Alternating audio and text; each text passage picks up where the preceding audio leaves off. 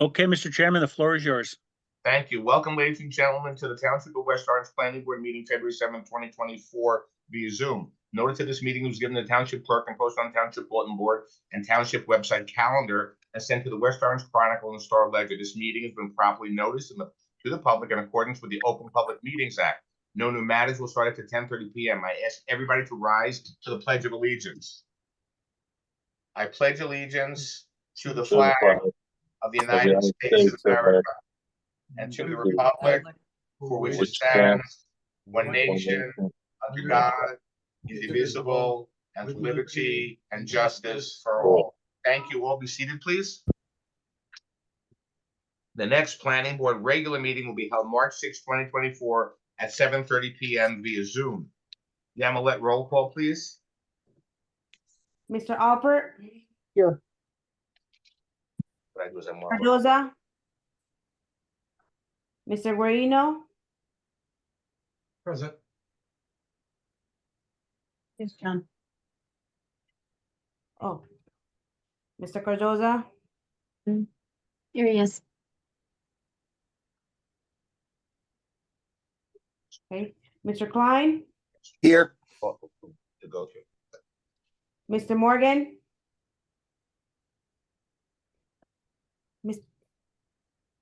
okay, Mrs. Moraldo, Here.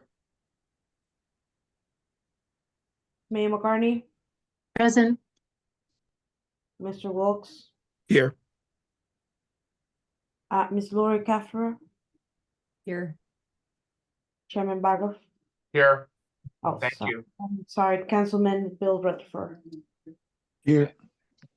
Mr. Chairman, pardon the interruption. We have a member of the public with their hand raised. Now, I know you haven't called for a public comment at all, but are you expecting someone to come into the meeting that should be switched over to panelist at all? Can you tell who it is? Yes, I can. It's Michaela Bennett, and she's an attorney for the Right, so she can't come in yet.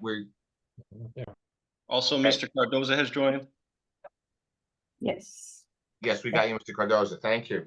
Okay, Mr. Chairman, please advise when I can let her in. Absolutely, thank you. Okay, so I'm going to move a little out of order here because we have to have an attorney on board before we do all this other stuff.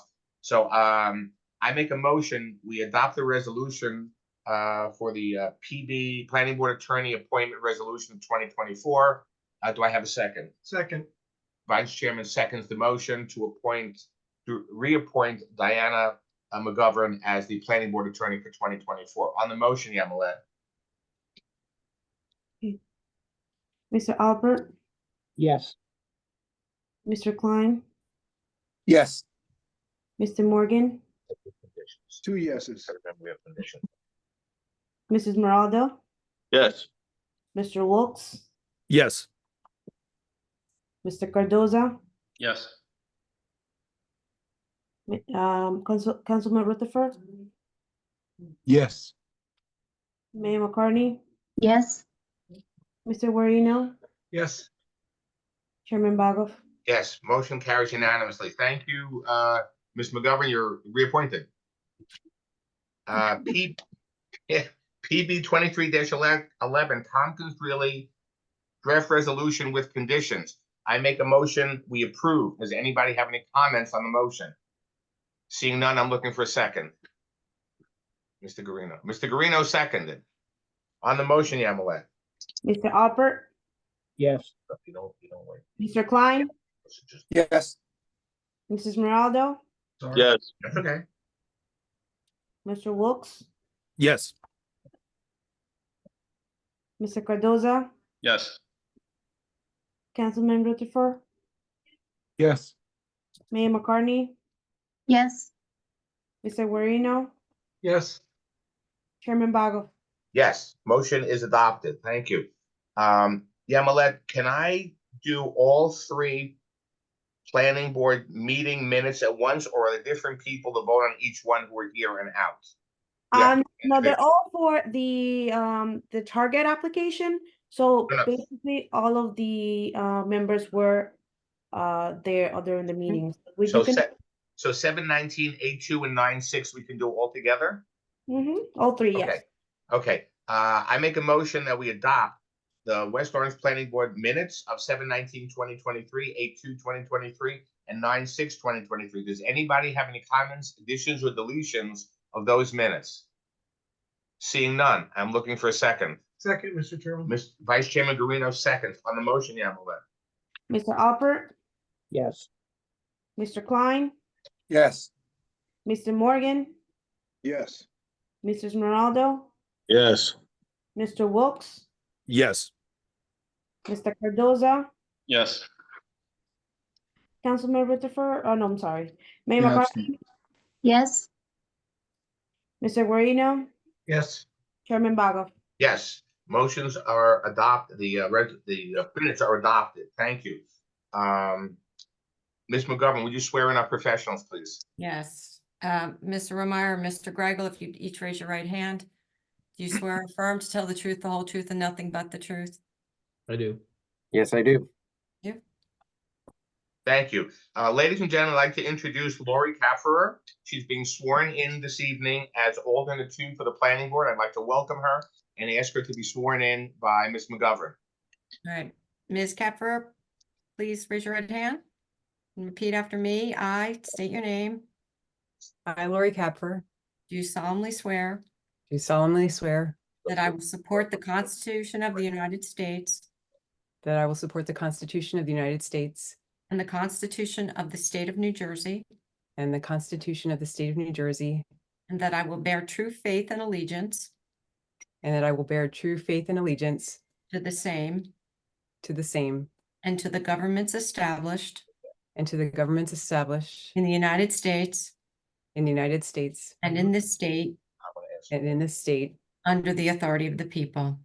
under the authority of the people. I do further solemnly swear I do further solemnly swear that I will faithfully, that I will faithfully, impartially, impartially, and justly and justly perform all the duties of perform all the duties of planning board member planning board member to the best of my ability. to the best of my ability. So help me God. So help me God. Thank you. Kafferer, with all the powers vested in me by the planning board, I welcome you and ask you to be seated and join the meeting. Thank you. welcome, you. Lori. Ms. Yamilet, will you put Ms. Kafferer on as a member present, alternate 2 on the planning board? Thank you. Okay,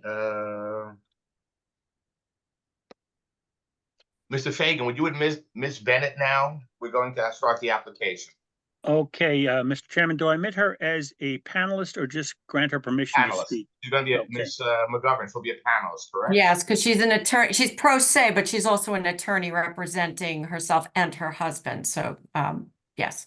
Right. Okay, Okay, without objection, I'm turning over the meeting to Vice Chairman Garino. He'll be running the meeting. I'll be sitting here. Thank you, Mr. Chairman. Thank you, planning board members and members of the public. Tonight, we're going for application PB 24-07, block 156, lots 1, zones R2, 350 Mount Pleasant Avenue, for the applicant, Ms. John Baptiste.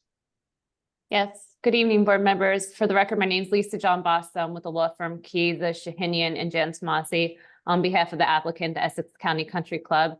As was stated by the vice chair, the property is located at 350 Mount Pleasant Avenue, block 156, lot 1. This application, as I stated the last time I was before this board, or this property and country club, is the oldest in the state of New Jersey and one of the oldest in the country. Fun fact, Thomas Club. So this property and the golf course itself has been in existence for a very long time, since 1887.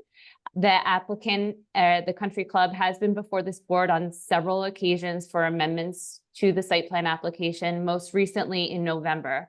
At the November. Ms. Basta, I'm sorry. I'm getting messages. I'm sorry to interrupt you. I would never do this, do that. except that. Good.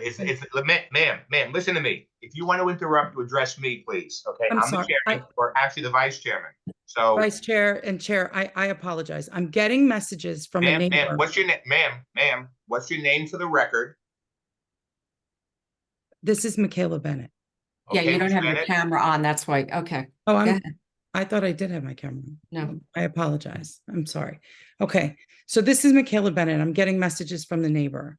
You'll remember at the last hearing, there was a neighbor who has an ADA accommodation, I would just ask you, I'll ask her to raise her hand. I know she's on, but she needs to address the board about this ADA accommodation. Donna, raise your hand so they know who you are, if you're able. But Chairman, I think you should hear from her and what her accommodation needs are. Do you know what you're an attorney, do you know what her accommodation needs are? I know that her husband is legally blind. And I know that their difficulty is that he cannot log on and then unmute himself in order to be heard, which is what happened at the last hearing. So his neighbor ran over to try to assist him with that, but you had moved past and not permitted him to speak. So I think his wife wants your permission to be able to raise her hand twice so that he can speak as well. She's calling me right now, so if you don't mind me taking the call, I'll put it on. Mr. Fagan, do you know how to accommodate this? Well, the hand just got raised. Ms. Bennett, I'm assuming you're speaking of Donna Graham, and her Yes. hand is raised, and I can promote her to panelist. Not yet, not yet, not yet, Or I can grant her permission to speak. not yet. Okay. I think that's a little out of order, so let's talk to our attorney. Ms. McGovern, we don't know what she's going to say. Okay, Ms. so it Barbosa has sounds the- like to me, Ms. Bennett can clarify this. The wife has no issues with logging on and speaking. If her husband wants to speak again, can he go right after her and she just hands over the microphone? I think when she's done, she can say, my husband needs this special accommodation. He can't raise his hand separately. And then the board will know that. To articulate the concern as I understand it, but I think she should be the one to articulate it. To articulate the concern as I understand it, they are on one device. They can't be on separate devices. So Okay. it's only going to appear Donna Graham, but Okay. Donna and Alan Graham want to be heard, and she is going to assist him, but they're That's not going fine. to be on logged in on separate devices. And that is fine. And But when I we- think you should hear that from them. I'm just assuming I know what the issue is. And I know she wants to be heard before the hearing begins about an ADA accommodation. Ms. Bennett, we're Mr. Fagan, you understand what the issue is? Two people will be heard with the same name on one method of viewing. Yes, Mr. Chairman. I don't think that's an issue. I think if the situation is, as I understand it, either Mrs. Graham or Mr. Graham will just be both speaking under the name of Donna Graham, and that should not be an issue if I understand the issue. Okay, the chair has no problem with that. Ms. John Basta, do you have any issue with that? No issue. Okay, good. So what we're going to do is let Ms. John Basta continue because she has the floor. Then when it comes time for the public to be heard, we will make sure that she is heard. Ms. McGovern, does that sound reasonable? Me, it does. I think that when it's time for questioning, maybe we go right to them first so you can find out absolutely. where they Absolutely. are. Okay? Okay. And I'm just going to restate for the record, I do not represent them. And I We got know that they are asking to be heard by the chair, co-chair, prior to the beginning of this hearing about an ADA accommodation that I may be assuming incorrectly.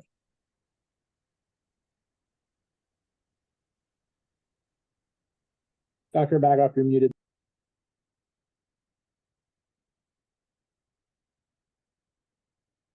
I can't. There you go. Mr. Fagan, can you ask them if this is about an ADA accommodation only?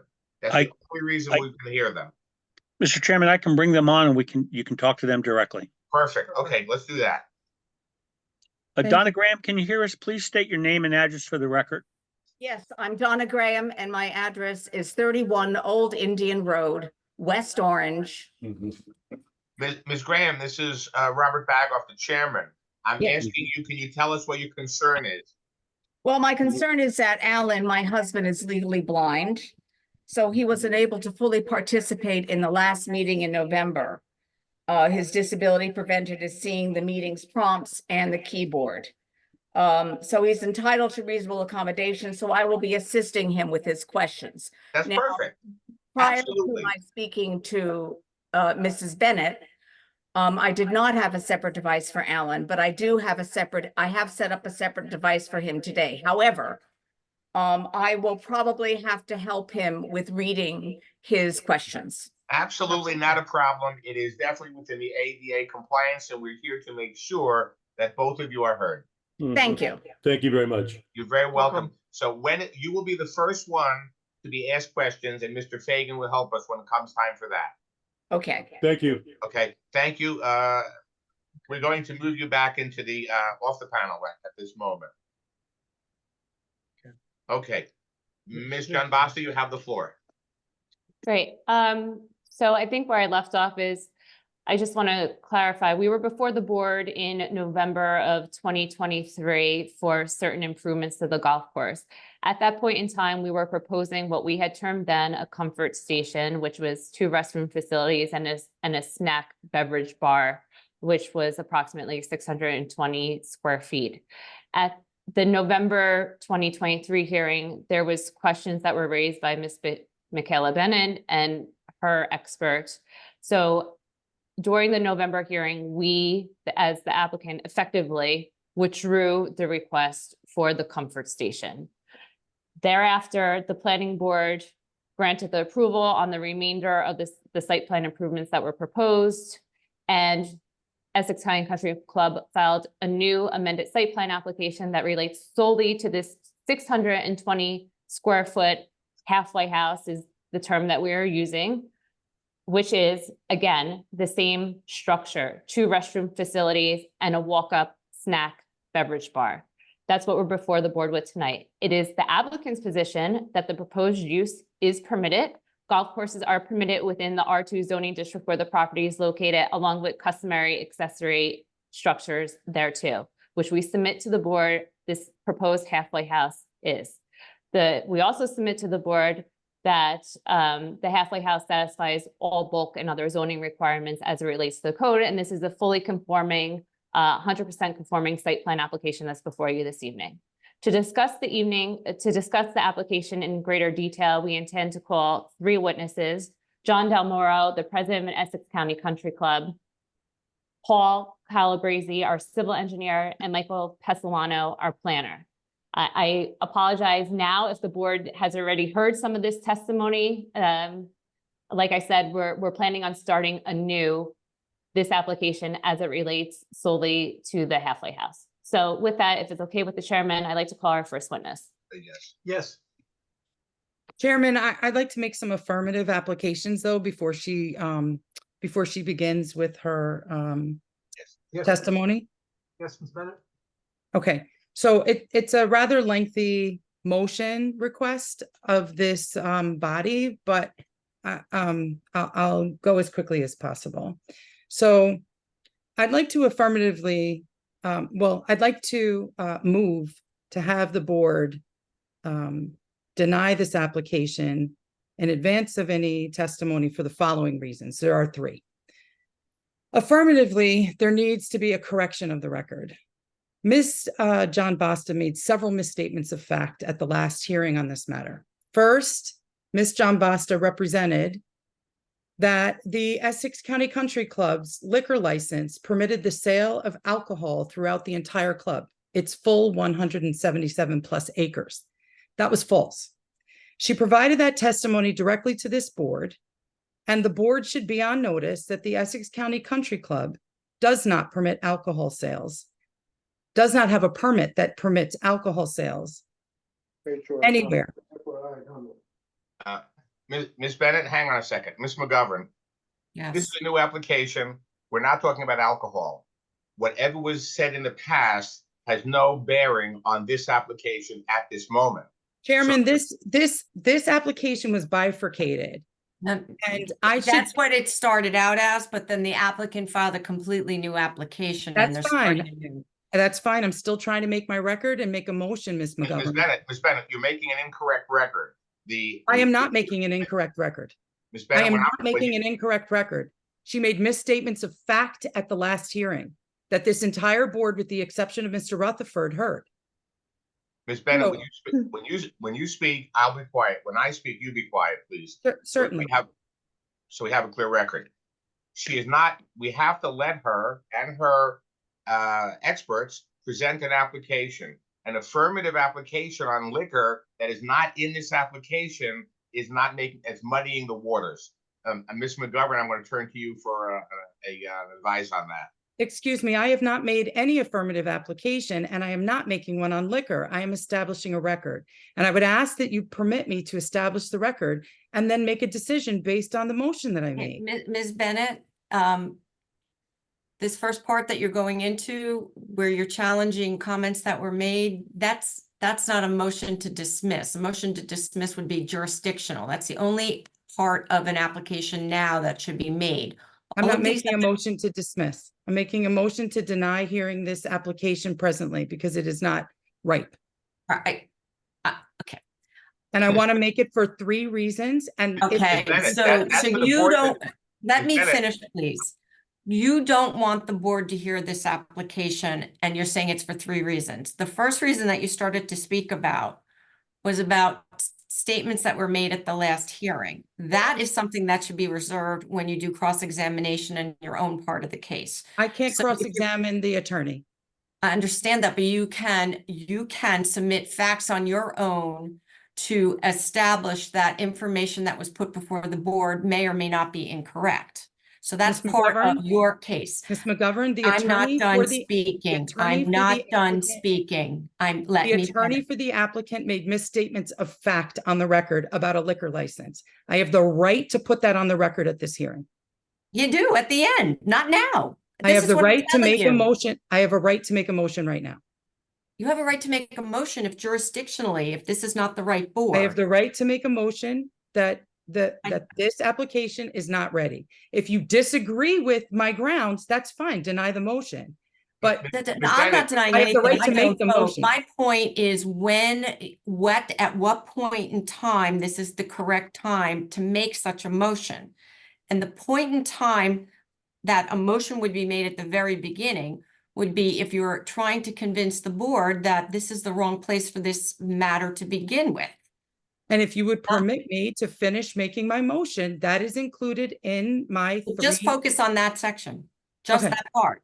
I'm still going to make the record that Miss John Basta needs to correct before this body her misstatements of fact. Ms. Bennett, here's the rule. You can question the venue. That's the only thing legally you're entitled to do now. The board attorney and I will decide if this is the correct venue. Make your motion on venue only. If you can't do that, then we're going to pass on this and Ms. John Basta will continue. That's it. That's my ruling. That's my ruling, ma'am.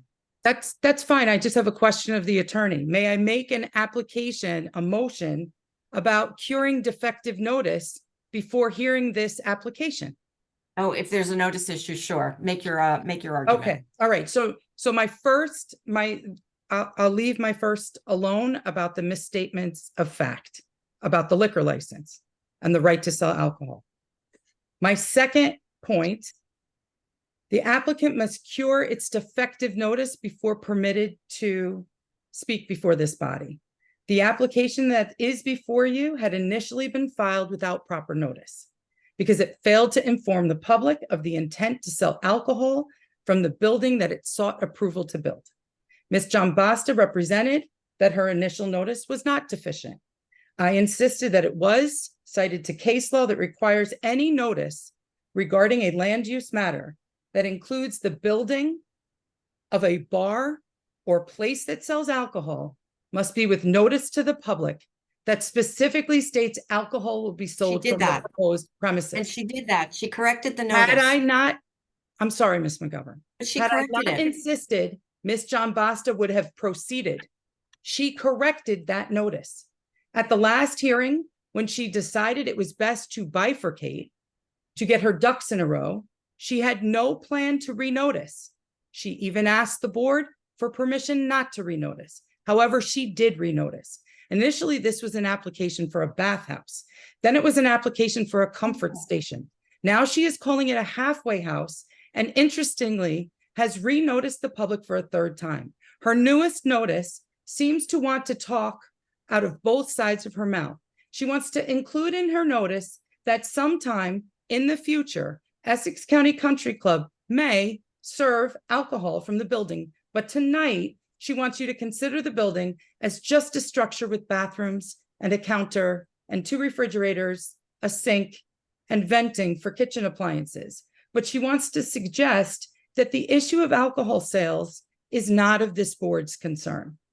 Simply, that needs to be affirmatively addressed now.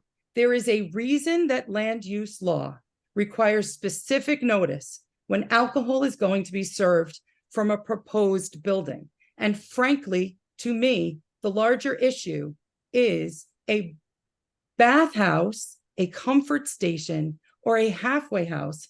Miss John Basta should call this what it is, a bar. A place where club members can stop for an alcoholic beverage and a bite to eat before moving along the second half of the back 9. If she is proposing a bar, the only reason not to call it that would be to avoid the required buffers and setbacks that a bar in an R2 zone require. So affirmatively, I will make a motion to this board that this board require Miss John Basta to represent whether we can deed restrict this building to never sell alcohol or adjourn until a time that she can present proper notice about an application before the zoning board for a use variance to build a bar in an R2 zone that's abutting and impacting several residences. How can the planning board protect the people of West Orange from an applicant who won't be honest about what they propose to build? Whether alcohol is being served at this location is a legitimate land use consideration, as evidenced by the courts requiring notice of the same. So this board should require this applicant to minimally amend their application to adhere to what the law requires. This most recent submission is deficient in the same ways that the first one was. It is an attempt to evade the rules, cloud the truth, and secure an approval without full and complete facts.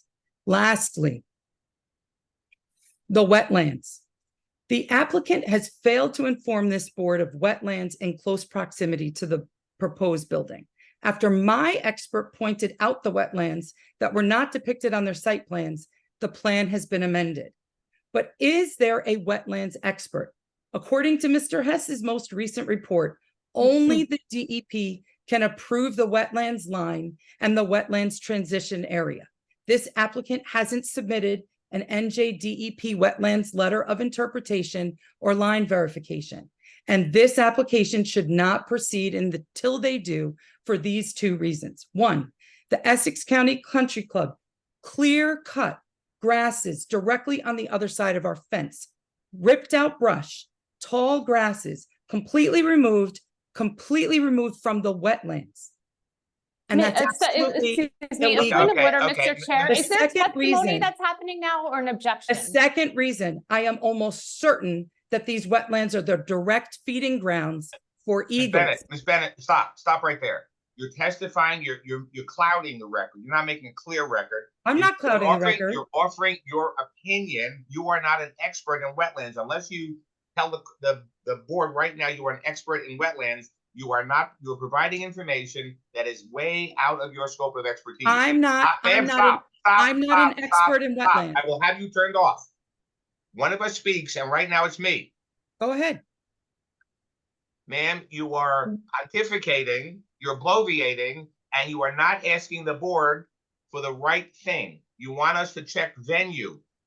Ms. McGovern, does the board have venue based on what she has said so far? Wait.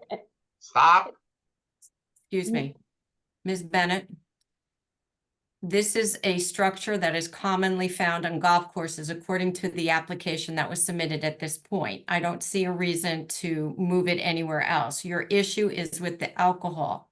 This board is not making a decision as to whether alcohol sales are going to take place. They're only making a site plan decision about the structure and the general use of it being 2 restrooms and snacks and beverages. Right now, there's not a determination as to alcohol. That's up to the township council. The township council at that point may or may not agree with you. That's who you have to apply to in terms of if you have an objection to alcohol sales at that site.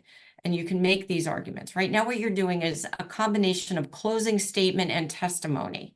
And you can't keep interrupting the hearing with this. The chairman was very kind and let you speak, but really the only thing that you raised that would have been an initial application was the issue as to whether this is appropriately before the board as a potential sale of alcohol. This board isn't deciding that tonight. It's never going to decide it. It doesn't have the power.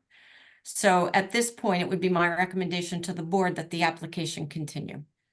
I have not completed my motion. I'm telling you that the applicant does not have the proper documents before this board. And until she has a letter from the Department of Environmental Protection, this application should not be heard. That's not the way it works. The way it works is you can make that as a condition. And if they can't comply with the condition, in other words, if they can't get the letter from the DEP and the DEP approval, if it's necessary, then the application doesn't go forward and they don't get to build their structure. Ms. McGovern, respectfully, that is one way to do things. You could proceed, you could deny my motion and proceed, or And that's what I'm or you- recommending that the board do.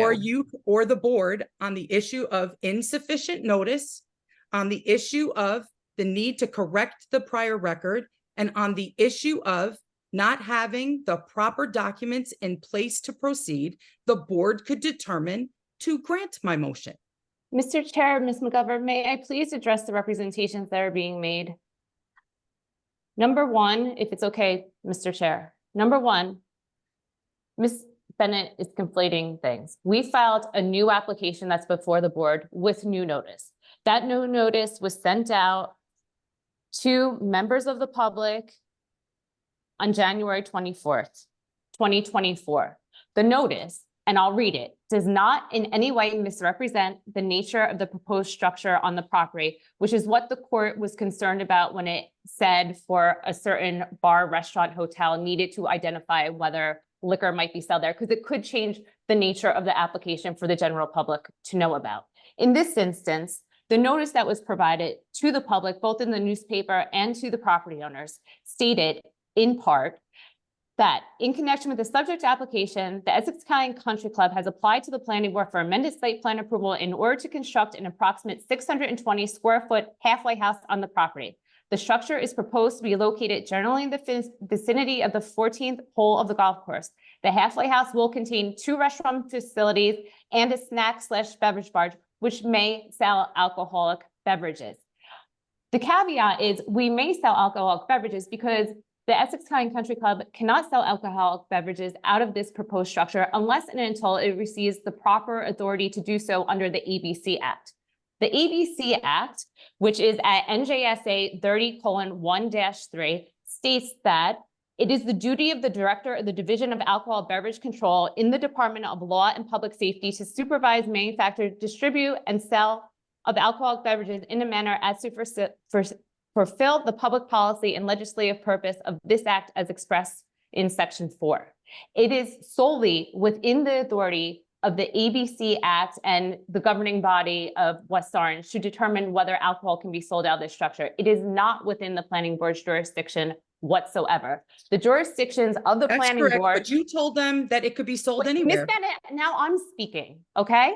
But I So don't think the- why are you responding to parts These of are the my objections affirmative that- motion that I wasn't permitted to put on the record?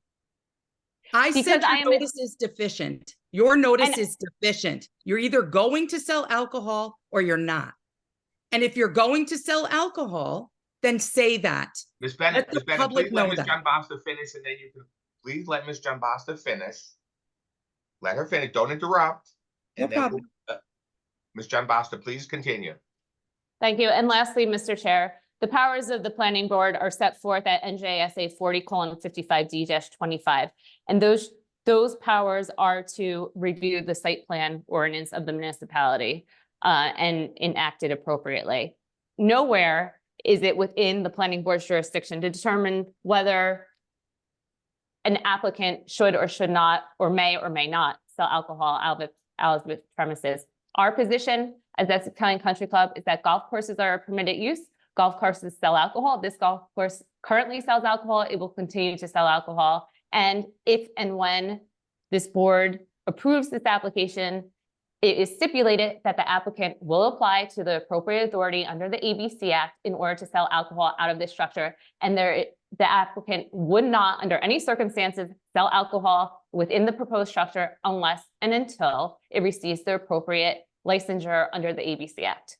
Thank you, Mr. Chair. Thank you. Ms. Mr. Bennett, Chairman, she's talking about the alcohol, but we were talking about notice. Okay. I'm telling Ms. you that there was deficient notice to the public. Back in November or now? Now, That's now. Now. What is wrong with this current her notice? present now? notice is deficient. In She what said respect? May. Ms. Bennett, in 1 minute or less, explain to the board what portion of the notice is deficient. Focus on that. The portion where she fails to define for the public whether the building will or will not sell alcohol. Ms. Bennett, I want you to hear me clearly. At this time, the board will, in its conditions, place, as Ms. John Basta said, the condition that this must go to the ABC board first. It will then go to the zoning board to see if it is within the zone plan. So there's 2 more obstacles to overcome to have that. The notice is sufficient to build the building. That's what she's looking for. And what she does with the building is a function of where she goes afterward. This is a structure. It is not noticed as a place of alcohol service. So the notice is deemed sufficient. Are we in agreement, Ms. McGovern? Yes, and I'm reading the notice. It says that the halfway house will contain 2 restroom facilities and a snack beverage counter, which may sell alcoholic beverages. There you go. That notice is correct. Okay, ladies and gentlemen of the board, I need you to listen up. I'm going to ask for a vote in a minute. Ms. Bennett has requested that we do not hear this application because of defective notice. Our counsel, Ms. McGovern, Excuse me, Mr. Chair, I made 3 applications. It wasn't just defective notice. The only thing Ms. Defective notice and the failure to include a New Jersey Department of Environmental Protection letter that must be present before you hear the application. No, that's not true. Ms. Bennett, I want you to listen for a moment. It is at the applicant's peril and the board's decision to hear an application. The application may, if the board finds this is a natural feature, not man-made, but a natural feature that falls within the Department of Environmental Protection, we will condition the application.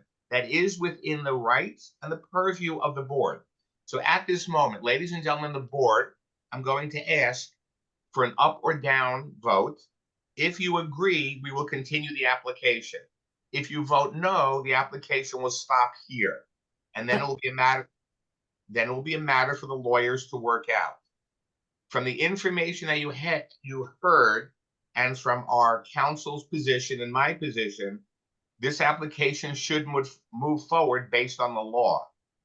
So, Yamilet, would you call for the vote, please? A vote yes is the application will move forward. A vote no, the application will be stopped here. Okay. Thank you, Chairman. Mr. Alpert, Yes. Mr. Klein, Yes. Mr. Morgan, Yes. Mr. Smeraldo, Yes. Mr. Wilks, Yes. Mr. Cardoza, Yes. Ms. Scaffer, Yes. Council President Rutherford, Yes. Mayor McCartney, Yes. Mr. Guarino, Yes.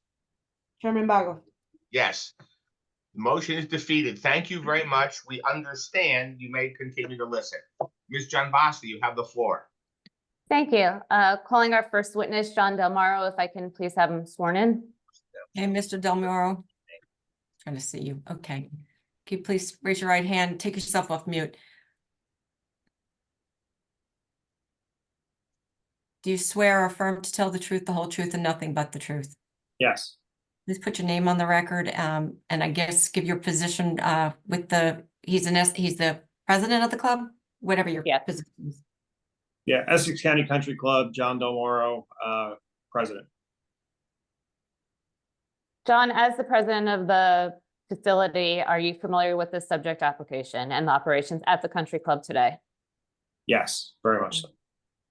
And the subject application, as I stated, can you confirm, is solely related to the construction of a halfway house that's proposed on the southern portion of the golf course property? Is that correct? Yes, that's correct. Can you explain to the board what a halfway house is and the amenities that are to be located within the proposed halfway house? Sure. So the halfway house, as it's been described, is, and as I've mentioned, that there are no restroom facilities on the back half of the golf course. So anyone looking to use a restroom, there's nowhere to go. So our intention is to have restroom facilities and a small snack bar. That'll be a walk-up counter that'll enable people to get their snack or their drink or use their restroom after they hit their tee-ball and continue on to the golf course. There's no sitting or lounging or anything like that at the halfway house. Okay, with respect to the halfway house, the proposed facility, is this something that your members have requested? Very much so. So our female members for many years have requested that we put restrooms back there and have a facility for them to, get snacks and things like that, as they don't have an opportunity anywhere on the back currently to use the restroom. And as shown on the plans that were submitted, it's a men's restroom facility and a unisex facility. Is that accurate? That is correct. And then approximately, rough numbers, 14 by 7.5 square foot snack beverage bar. Yes. And just to discuss the snack beverage bar a bit more, what is proposed to be sold at this snack bar? And we can get into greater detail, but really, will food be prepared within this structure, or will it be prepackaged food? It'll be prepackaged food. It will be, anything from a bag of potato chips or pretzels to, an apple or something to that extent. But there's no grill or any hot food or anything being cooked within the facility. So essentially, is this like a grab and go type of snack bar? Exactly. Yes. Okay. And I think you stated that this is a walk-up snack bar, that members will not be walking inside the facility to order their food or beverage? No, you will come up to the snack bar, you'll order, whatever that is that you may be ordering, you'll get it, and then, walk away from the snack bar. There's no seating there, and there's no tables, and there's no inside of the current snack bar to, sit or spend time at. And as a condition of approval, would the golf course stipulate that seating areas would not be placed outside of this proposed facility? No, there will not be any seating. And as far as, I hate to say the word, but alcoholic beverage sales, is there a potential that alcoholic beverage sales might be sold outside within this structure? Yes. Okay. And in order to do that, would you be applying for the appropriate licensure in accordance with the ABC Alcohol Beverage Control Act? Yes. And you would stipulate on behalf of the country club that alcoholic beverages would not be sold unless and until that licensure was obtained. That is correct. I'll just say one other thing is that there's no other area on the backside of the golf course for cover. And so any kind of weather or anything like that, people can stand there while the golf carts come and get them for lightning or any kind of disruption. Okay. So it's an added safety measure. Is that what you're saying to the members of the club, that in the event that there's a unpredicted lightning storm, that they can seek shelter under this structure? Correct. And then with respect to this structure, what would be the hours that it would be open to the members of the club? Only when the golf course is open. So, from approximately 8:30 in the morning till 7 in the evening in the summer. Would any members be visiting this facility if they weren't playing golf on the course? No. Is it the intention of the Essex County Country Club that the proposed facility is solely an amenity to the golfers? Yes. Is the building proposed to be heated or opened at during the off season? No. It will be secured and winterized in the off season? Yes, it will not be open. It'll be winterized, and there will be nothing, there when the golf course is closed and in the winter. Okay. And also, is there any sort of security measures or precautions that are being implemented in connection with this proposed structure? Will you have security cameras or otherwise? Yes, so we'll have security cameras at the building, and then, of course, it'll be locked and secured every day. Okay. And currently, as I understand it, is there any sort of sale of food and snacks and beverages that's occurring on the golf course today? Yes, so we have a beverage cart that, in essence, sells the same thing on the 15th tee box adjacent to the 14th hole, which is a mobile cart, which provides, beer, alcohol, and snacks. And with those operations, if the board were inclined to approve this and the ABC approved it, would those operations move within the proposed structure? Yes. And in your experience as the operator of the club, would this enhance the safety of both the person selling the snacks and beverages as well as those purchasing the snacks and beverages? Absolutely. It's Can currently. you explain that in a little bit greater detail? Yes, so the way the cart sits and you have someone managing the beverage cart, it's in between two holes where golf balls frequently get to that area, where people are always sort of ducking and moving and whatnot. So we're trying to get that out of harm's way and mitigate anybody getting hit from a golf ball and getting it into the secure building, which is completely out of range and out of any kind of way to get hit from a golf ball or golfers. Okay. And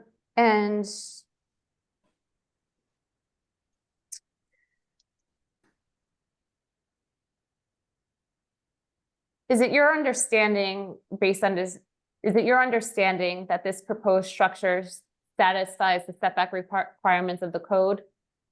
Yes. And notwithstanding the fact, would the golf course be willing, if necessary, to do additional plantings along the rear property line? Absolutely.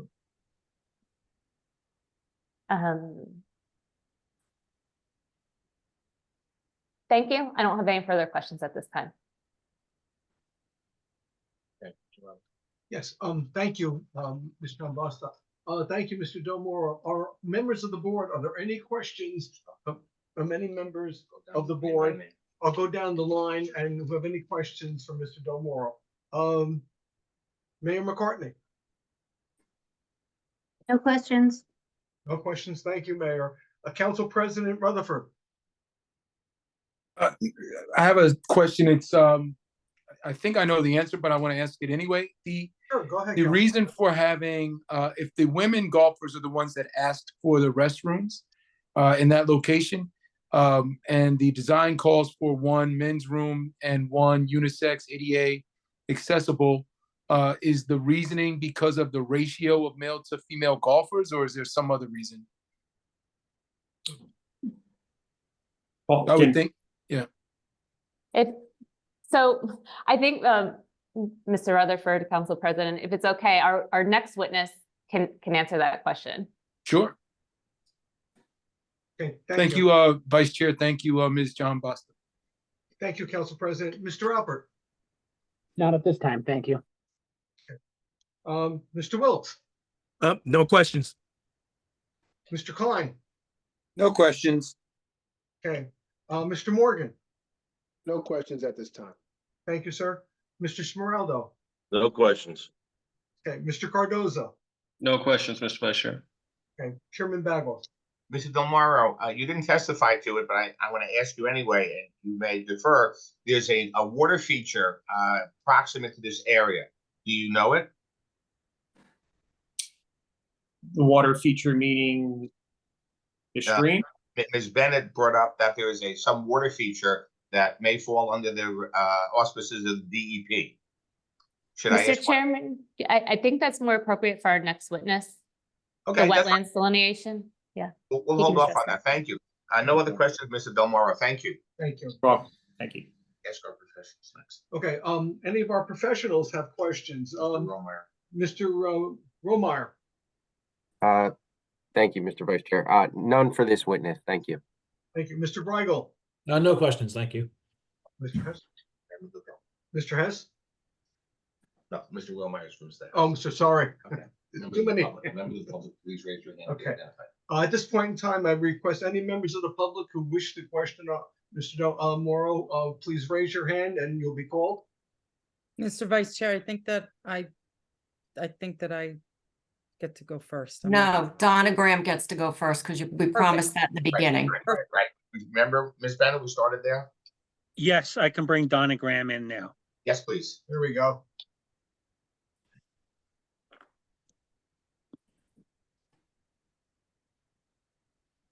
Is she in? Okay. Her hand was up. Donna Graham, would you kindly raise your hand and leave it up? It's up. I can, Ms. Graham, welcome. Please, Oh, ask your okay, question. okay. I'm bringing her in now. I'm sorry, the mouse is jumping around. Right. Ms. Graham, please state your name and address for the record. Yes, my name is Donna Graham and I live at 31 Old Indian Road. Thank you, Ms. Graham. First, I have a point of information.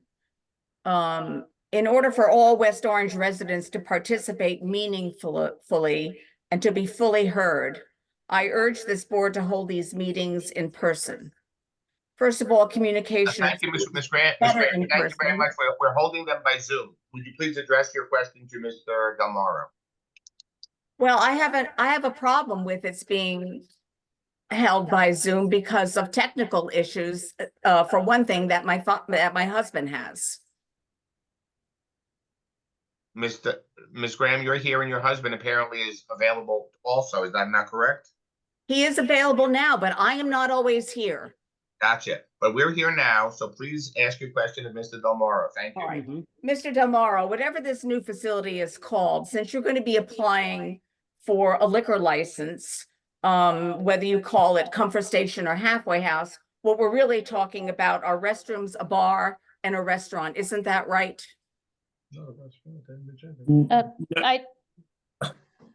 I'm asking Mr. Del Moro. No, I Donnie, explained. Go ahead, you can answer the question. Yeah, as I explained, there's no restaurant, there's no hot food, there's nothing being served, there's nothing being prepared. Then I will call it a snack bar, but you still intend for it to be a bar. Ms. Graham, don't be, please ask, he didn't testify to that. In fact, he said it's not. So please ask a question based on his testimony. Okay, what he said was he was going to be applying for a liquor license. So if that is the case, I think we need to call this facility a bar because that's what the intention is. Right now, it's a building. There's no liquor being served. We can't say what he's going to do. The board doesn't have the legal right to do that. We have to look at what the application is before us. My issue is that there's going to be a bar in an R2 residential area. That's what the I town object, council and has- I object to that as a as a resident who is close to that area. And I think we should call it what it is intended to be. You know perfectly well that once a building is there, a country club is going to put a bar. Ma'am, I'm gonna have to stop you. You're testifying. You may ask a question once the question is answered. I asked the question, it's going to be a bar eventually, isn't it? Mr. Chair, actually, I think this questioning or this line of questioning is more appropriate for a professional planner who can testify whether what is proposed and the operations that are proposed within this facility qualifies as a restaurant and or a bar. It is Right. the applicant's position, as it was stated in the notice, that this is a halfway house, which is an accessory structure to the golf course. It is not a restaurant or a bar, but our professional planner can testify and address that line of questioning. Great. Ms. Graham, next Yes. question. I have another question. Is there a location further away from our properties that you would consider?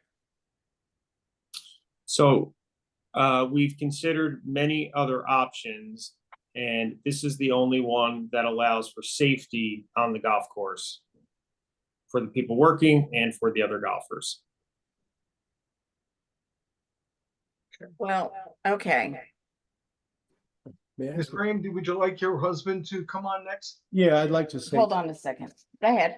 I'd like to say something here. Can I Mr. get in? Graham, please state your name and address. for the record, Yes, please. Alan Graham, 31 Old Indian Road in West Orange.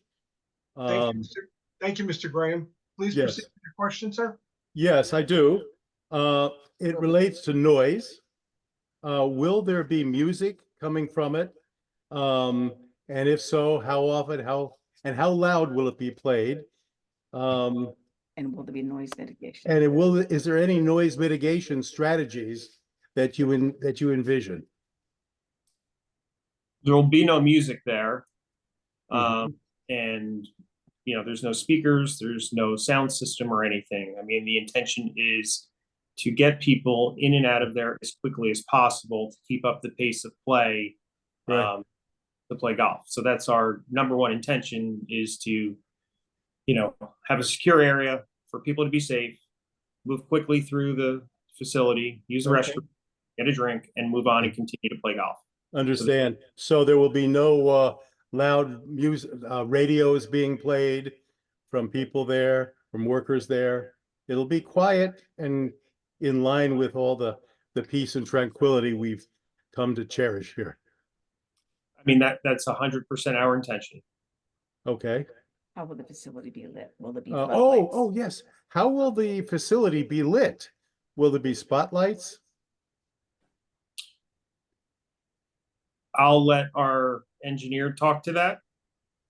Okay. What else do I have here? What are the projections for Hmm. pedestrian Oh. traffic? And if there are tournaments, will there be a line? Yeah, the pedestrian traffic. What are the projections for that? How many people will be congregating? I know the plan is for them to move on, but things get backed up every so often. So is there a plan to deal with overcrowding, I guess? Yeah, there won't be any overcrowding, especially where the facility would sit, is that people that'll be there at one given time is the one employee working there and then the 4 golfers. Okay, We have this fire control strategy. How are they going to enter it? which is that? Fire control strategy. Oh, yeah. Is there a fire control strategy in terms of if there's a fire? And the fire department coming and all that? Just like anywhere else on the property, the property is accessible, Would if there were, provide the yeah, okay. yeah, I mean, it's no different than if there was a fire in the woods or, Right. around it. So we have all that, Right. mapped. Okay. Did I cover it all here? Yeah. I think that'll be it. I appreciate the opportunity to talk. Thank you, Mr. And, Graham. Have a great evening, sir. Yeah, Mr. thank you Fagan, very much. anybody? Yeah. Any other members of the Please public? raise your hand. Please raise your hand. Mr. Fagan, we have anybody else out there? Yes, Mr. Chairman. Alexandria, please welcome to the meeting. Welcome to the meeting. Please state your name and address for the record. Good evening. My name is Alexandra Bian. I live at 37 Old Indian. Good evening. Please ask your question. Okay. First of all, I just want to know, to the best of your knowledge, is there a legal significance to change the name from Comfort Station to a halfway house? Halfway house is customary to a golf course. That's what they're called. That, you know, the majority of golf courses that have these kinds of facilities, which are, you know, the large percentage of golf courses. And so there's no legal significance between the two names, correct? Ma'am, he's not a lawyer, but I think he can explain from an operational perspective, or in the golf world customarily, is there any significance to a halfway house as opposed to a comfort station?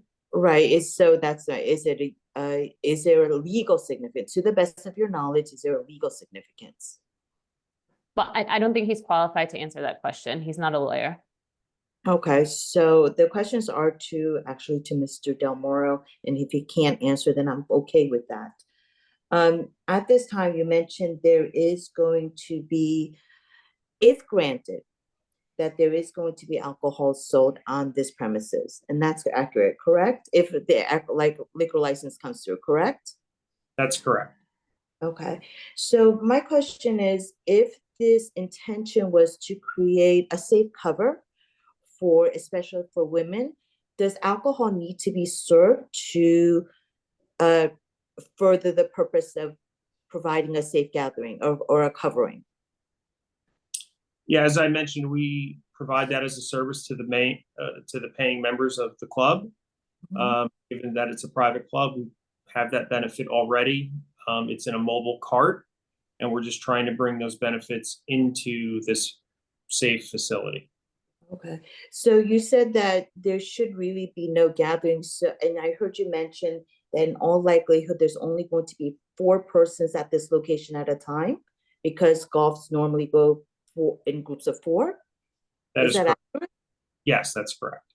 So at any given time, there should really be no more than 4 or 5 people at this particular site. Is that correct? That is correct. And if in fact it happens, then what is the remedy?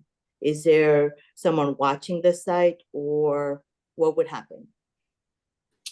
So anytime, you know, as an operator of the golf course, we have our professionals monitoring the pace of play.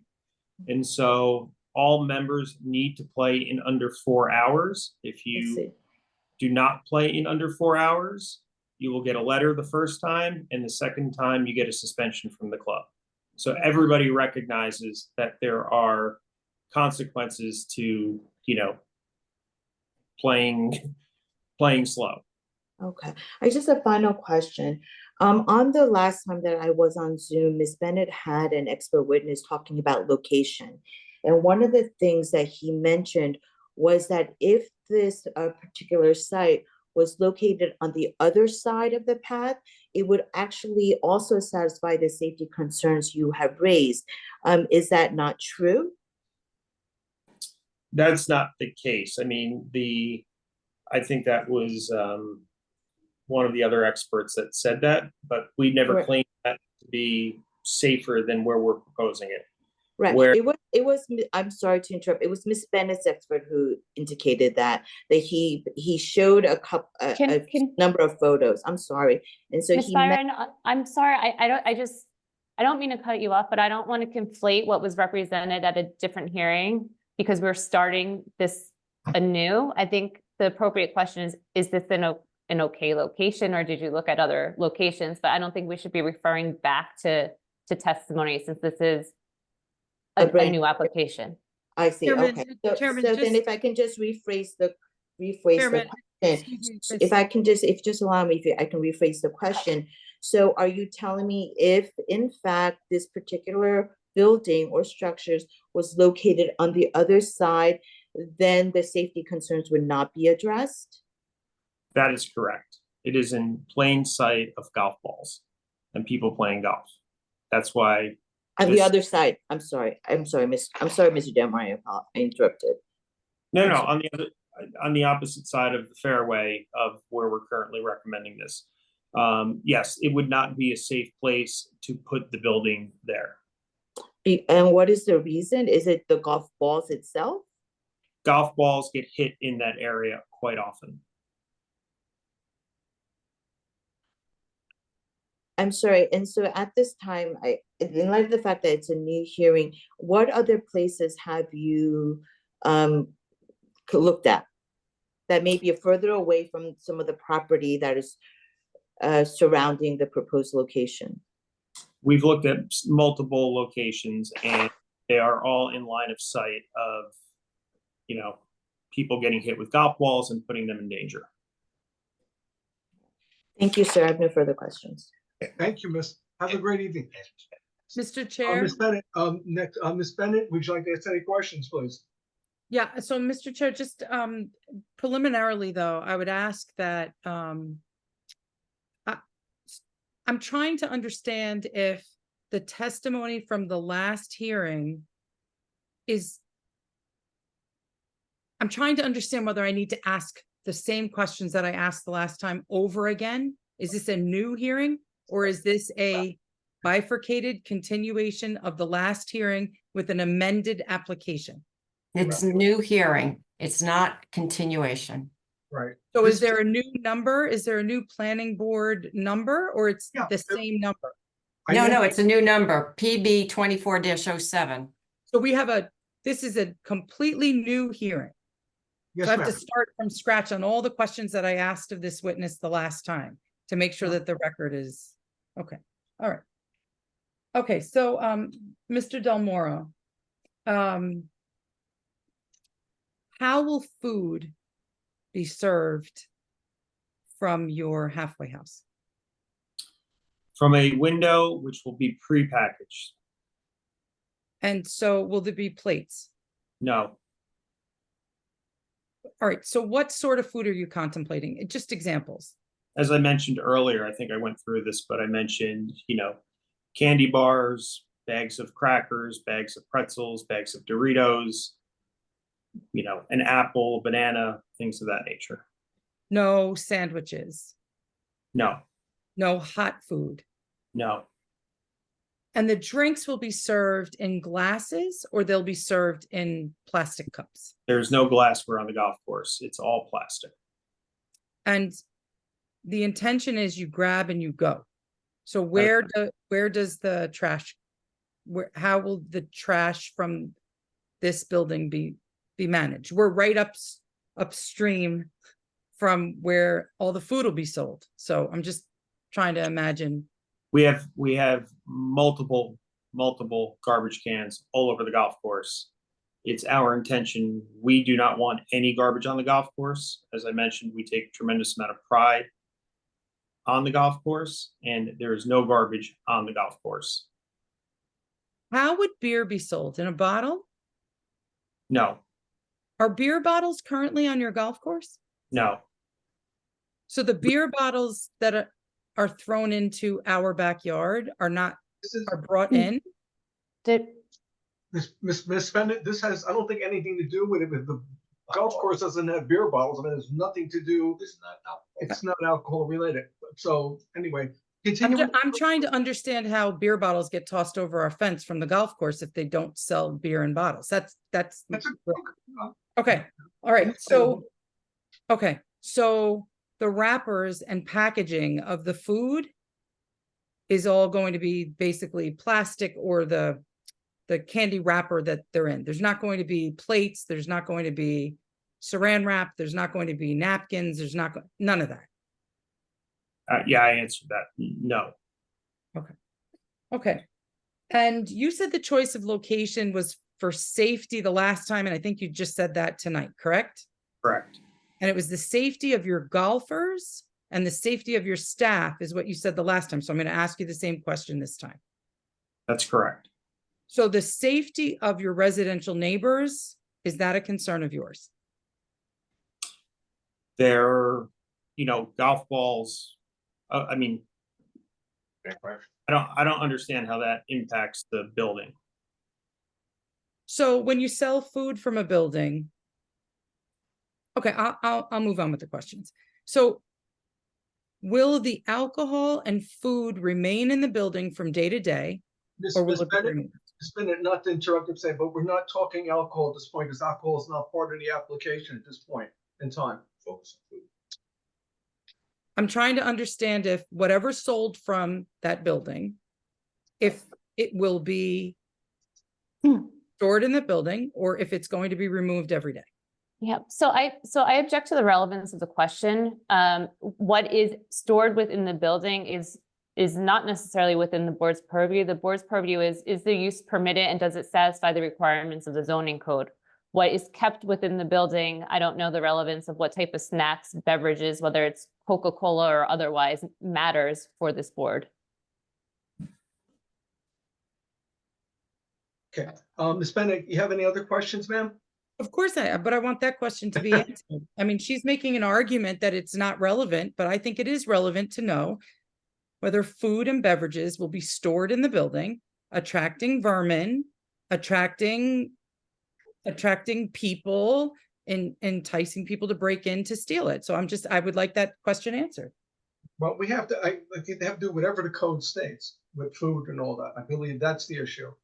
Ms. McGovern? I believe the last time there was testimony about this very question, I'm just trying to establish the record, whether the intention is to remove everything from the building.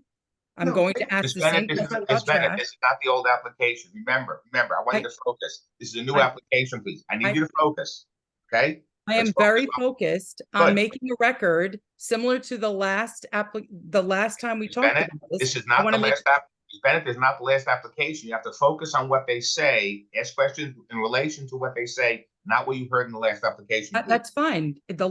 I'm entitled to ask him if he's going to store food, if he's going to store beverages, if trash is going to be removed from the building nightly.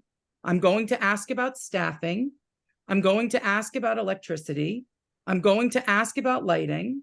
I'm going to ask about noise. All the things that I asked the last time, I'm going to ask because this is a building that's going to be right in my backyard. Okay. Line of sight. Some of the questions that you're going to ask, this witness has already deferred to other witnesses. So lighting and things technical in nature. In terms of whether they're going to store food and beverages, regardless of what those beverages are. I mean, you've made the argument that it's a relevant question because of potential vermin or people breaking in. Happy to answer. I think you can answer. Yeah, so all of the prepackaged, Snickers bars and pretzels and Doritos will remain there. And any of the sodas and bottles will be in the building overnight, locked, secured, with security around it. And if at a time, And garbage, there will be no garbage outside of the building at any time, and all of the garbage will be removed daily. are there garbage cans? I think you already testified there's garbage receptacles around the golf course, but. At the building. Will there be at the garbage building. cans at the building? There'll be garbage cans inside the building. Yes, In the bathrooms? yes, But not directly outside. So any trash is either in the building or back on the course. that is correct. Okay. And then is there parking or is there a cart path that will come up to this building? There's no cart path. It will be grass. And the intention is to have the carts sit on the fairway, walk over, get your drink. And if you're in a cart, get in the cart and move on. So will the carts pull up to the building or they will stay on the, They'll stay on the fairway. okay. And there's going to be no chairs Correct.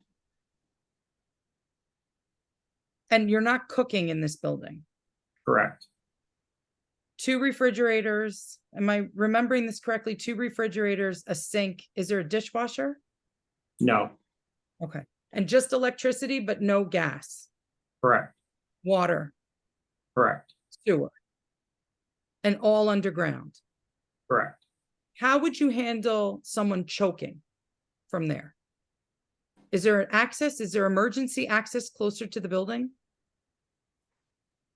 we would handle it just the way, I mean, we have, members on the golf course, all over the golf course during the season. So we would handle it in the appropriate manner that we'd handle it in any other case. Okay. And you said you currently sell snacks, beverages, and alcohol. Did you say between the 14th hole and the 15th tee box? It's behind the 14th green and the 15th tee box. And your liquor license permits you to do that. Is that correct? That is my understanding. Okay. And you've been doing that for multiple years. If that's right in my line of sight. So I want to say at least 3 years, or is it 4? How long have you been selling alcohol? John, if you don't know the answer, you can say you don't know the answer. I don't know the answer. So you don't know, how long have you been the president? He just moved it on Ms. Bennett because he doesn't know the answer. So Okay, how long have you been the president? A year. 1 year. Okay. And so for the year that you've been the president, you know that they've been selling alcohol after the 14th hole and before the 15th tee box, correct? That is correct. From a cart. Correct. Okay.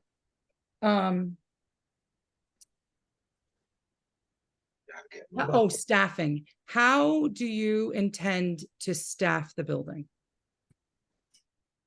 We'll have one employee at the building. That person will get dropped off and picked up, whenever their shift begins and concludes. And how would that employee? No, it doesn't matter. That doesn't matter. Okay, so just very quickly. No television there? No. No, no speakers, so no music. There will be no speakers on the building or at the structure. And lighting, will you light the building? Just for record, make sure questions that have already been asked and answered, he doesn't have to answer again. I mean, so let's just keep all new things. It's great to hear new things, but things that have already been asked and answered, just, we can't. Thanks, Mr. Guarino, but this is a new question. I'm trying to find out when the lighting will be on and if it will be shut off, and if there will be lighting year round. Deferred to the engineer. It's deferred to the engineer. That was what the testimony was earlier. He knows he can answer about the lighting. Right. Our next expert will answer your questions, Bennett. You gotta be firm and loud. Right. If only can ask questions that have been, he's testified to, and that's it. I mean, so. Okay, Right. and then I think you answered this with my neighbor, but I just want to make sure. You said that you considered many other places. I think she asked you where. That And was you already said that they were all in the line of sight of golf balls. Is that right? That's correct. Okay, thank you. I have nothing further. Thank you, Ms. Bennett. Any other members of the public have any questions? Yes, Mr. Carino. Who do we have, Mr. Fagan? Saeed Bennett, welcome to the meeting. Please state your name and address for the record. Hi, Saeed Bennett, 35 Old Indian Road. Good evening, Mr. Bennett. Good evening. Good evening, all. My question is for Mr. DeMoro. What existing fines do you have for littering? And what plans do you have for any additional trash that will eventually exist for your membership? The reason I ask this question is because we are continuously inundated with trash that gets thrown over. Mr. Chair, can we direct the public to ask questions at this point in time and not testimony? Well, I'm stating the reason for my question. You don't have to do that. You just ask the question. Ask the question, sir. Okay, well, I've asked the question. Are there any existing fines, and there are any plans for any fines, if at all, for golfers or members who throw trash over into the neighborhood? That I don't know of anybody throwing trash. I mean, like I mentioned before, it's in our best interest to keep the golf course as clean as possible. All members respect and throw away their trash. Our groundskeepers come around and pick up anything that may fly, on a windy day. You know how windy it is up there. Things do fly around, and our grounds department cleans that up every single day. I'm sorry, that doesn't answer my question. Are there any fines We don't for your fine- membership? No, we don't fine members for dropping a piece of litter, that they may not. I mean, if somebody did it intentionally, they would go in front of the committee, and if they did something like throw something, litter, they would be in front of our infractions committee and dealt with appropriately. Because I heard you say that your membership and you and your membership respect your grounds, but you have not mentioned your neighbor's grounds. I can't talk to that. I've never heard of anything like that. I've never seen anybody throw anything or only use our garbage, receptacles to get rid of trash. We've got multiple neighbors who experience the exact same thing. And thank you, Mr. Bennett. Do you have any other questions, sir? Yeah, just expounding on the safety issue and why it's solely at this location and not on the boundary of any other portion of the golf course. I believe that was answered and addressed, sir. Okay. Okay. Anything else, Mr. Bennett? If that's the only answer that I can get, then I guess so. Thank you very much, sir. Have a great evening. Right. Anybody else from the general public have a question on the? Yes, Chairman Garino, we have several people with their hands raised. Okay. Luke Cano, welcome to the meeting. Please state your name and address for the record. My name is Lou Picciano. I'm at 29 Old Indian. I occupy an unusual spot in this. I'm at the absolute top of the property line contiguous with the golf course. Good evening, sir. Please ask your question. About to. Luckily, my neighbors have segued me nicely into some of my questions. Safety. Let's do that first. Would you reasonably assert that parking a bunch of golf carts around that building doesn't expose those golfers to the risk of golf balls coming off the 13th, for example? No. Next question, sir. Okay. I don't think that's accurate. Knowing that you have policies about playthrough. It's whether that's the answer the witness is giving you, sir. Please go on to your next question, sir. I'm about to. Knowing that you have rules about playthrough and speed of play on each hole, what's to stop a given foursome from sort of hanging out at the party away from the parents that is your bar? Let's call it what it is. It's a bar on the 14th hole. I object. It's a characterization incorrect. Okay. It is a clubhouse away from the main clubhouse on the 14th tee that someone could easily hang out at and allow the next foursome to play through. Is that true or not true? Mr. Del Moro? That is not true. As I mentioned before, everybody needs to keep with the pace of play, and people don't just play through other groups for the sake of playing through. Having played on many courses, we have often, especially we're not taking around. Okay, here's the question. I'll phrase it as a question, not a problem. Is it not true that players sometimes hang out on a hole to have a drink? Not at our club. Okay, I think that begs credulity, but okay. Is there any other opportunity for players or non-players to get to the party away from the main clubhouse without actually being involved in a round of golf? Because you've identified golfers. How about members who are non-golfers hanging out in the alternative clubhouse, which is what you're building here, in our backyard?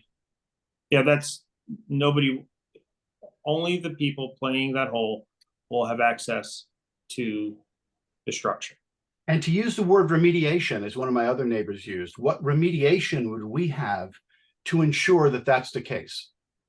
As neighbors on property lines contiguous with your property?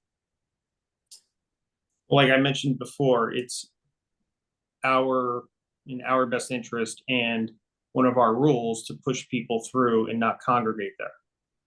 I'm sure it's in your best interest. The question was, again, the question, because you're demanding questions, what is my remediation that that's going to happen? Well, as I mentioned, we have a pace of play rule, and if you don't play in under 4 hours, you get a warning. And your second time, you get pulled into infractions. Okay. I don't see how fractions help me at all in terms of remediation. Okay. Thank you, sir. No, almost. You've also mentioned sale of ethanol at the building. I'm less concerned with sale than I am with distribution. I think sale is sort of Has nothing to do with this application, sir. Okay. All right, let's call it garbage, because I see sale of alcohol as the cups or containers of the alcohol. Sir, the condition of what we're doing is something without alcohol. That's another. Okay, then let's drop alcohol. Okay. When the garbage is used to contain consumables, alcohol or non-alcoholic, at the tee box of the 14th hole, which is about 100 feet from my property line, what is the assurance that the garbage which is currently flying over my property line? Now, you've said you take great pains to keep the golf course clean. I hope you do. However, and I should mention this as an aside, I'm the newest resident in the area. We've been in the property for 2 years. We're cleaning up 40 years of refuse that has been chucked from the golf course. We're good, Mr. Chair, we're going into testimony again. Can we Okay, keep then it we to won't make it questions? testimony. How will I know? Here's the non-testimony question.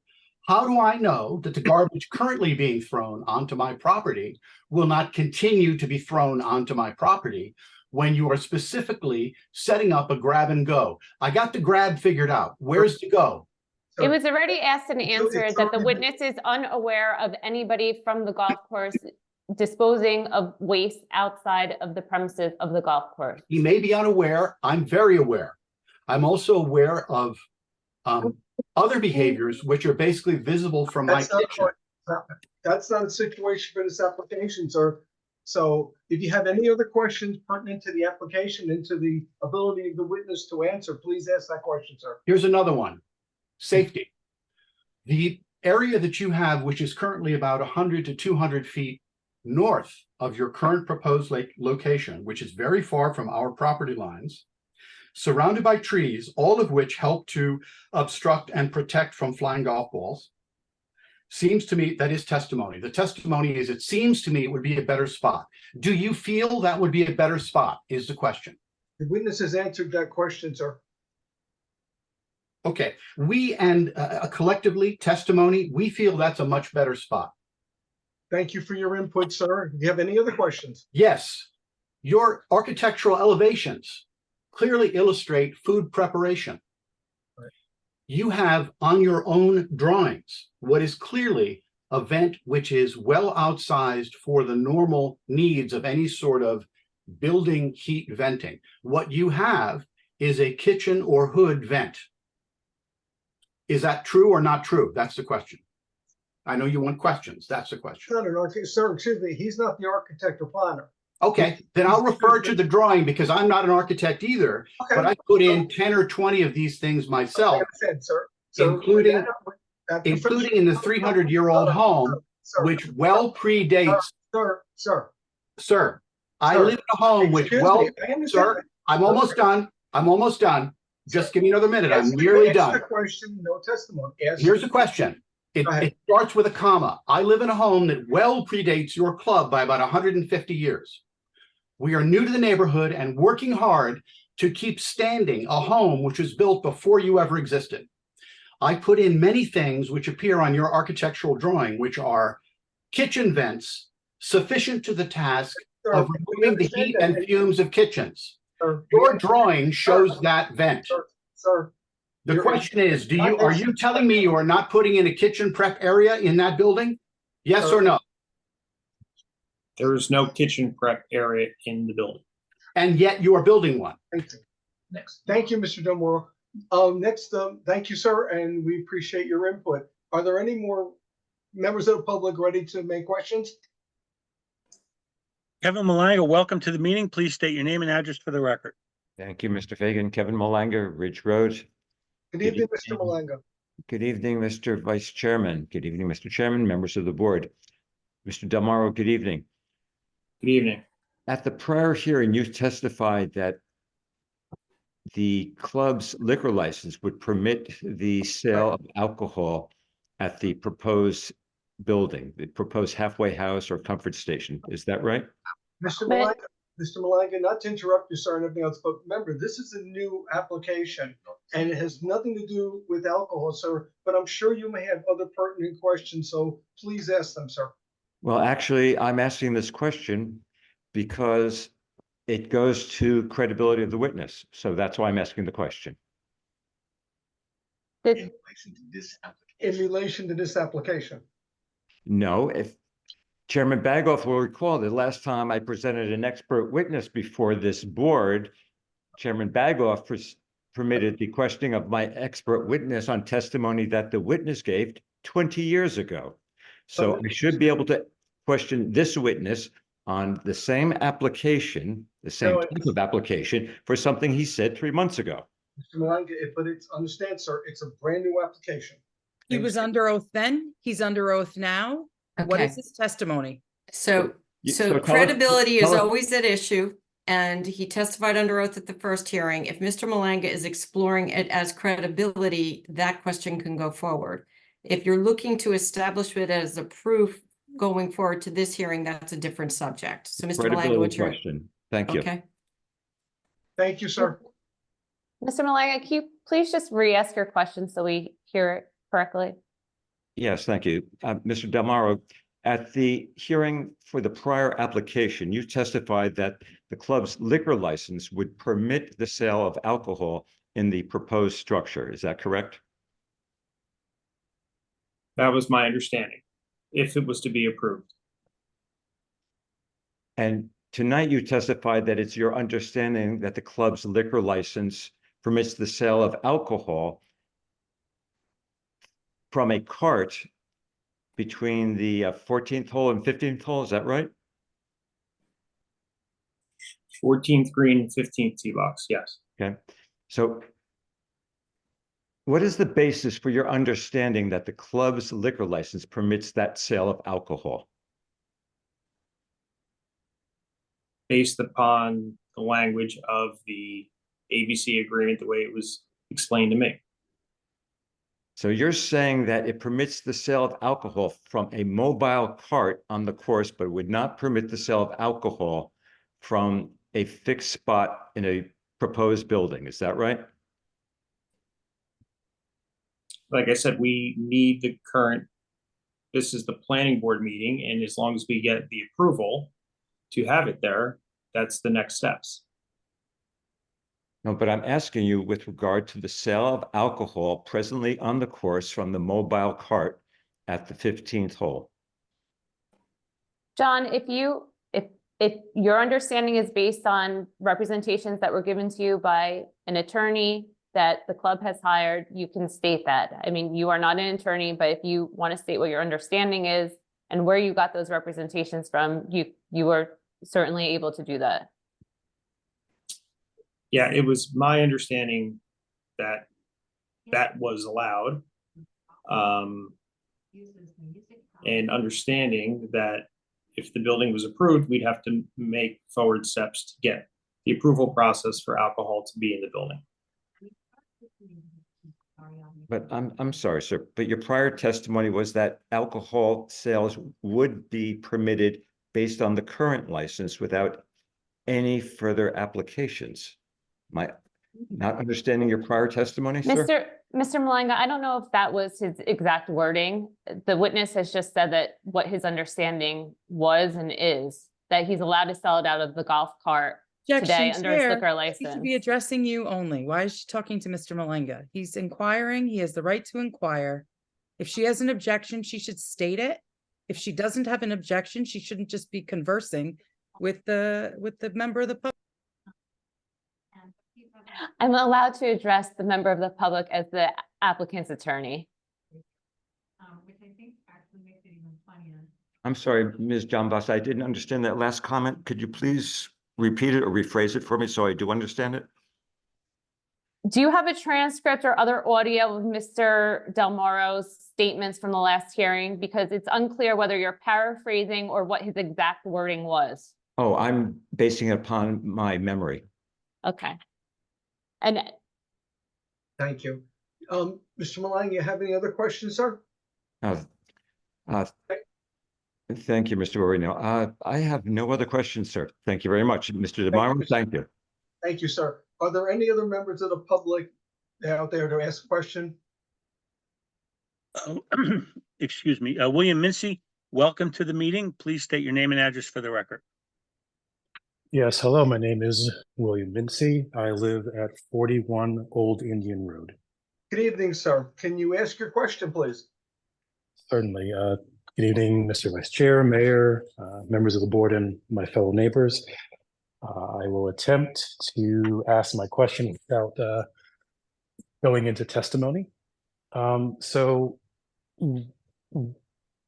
I can certainly understand that there may not have been a direct, I guess, report to the president of the golf course about members reporting other members. However, as a resident of the area and my fellow neighbors have been putting forward that there are trash problems with things as they exist, and adding an additional structure that provides additional opportunities to have snacks and such, to us feels like an additional incursion. So my question is,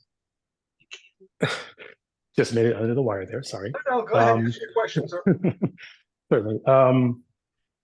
Are there any additional plans to increase the level of care and attention by the groundskeeping staff to ensure that this structure and the proposed utilization doesn't become a burden on the neighborhood? Mr. Del Moro, can you ask that question, sir, please? Yeah, I think I answered it, but once again, we do everything we can to keep the golf courses clean and dispose of all trash. So there will be garbage. People dispose of their garbage. Like I mentioned before, it's very windy up there. If napkins or things blow around, that does happen from time to time. And if that happens in the afternoon and that remains there, through the evening, our grounds crew cleans all that up every single morning of every day during the golf season. Does that So, answer your question, sir?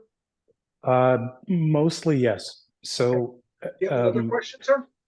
yes. So as we are presenting, and everyone has mentioned the same thing, that there is a trash problem, can you consider potentially increasing the amount of attention that's given so that inadvertent trash or anything that may or may not be intentional or unintentional doesn't end up on neighboring properties?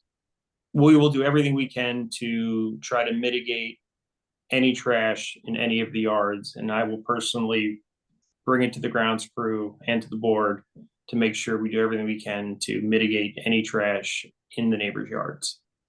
Thank you, sir. Sir, do you have any other questions?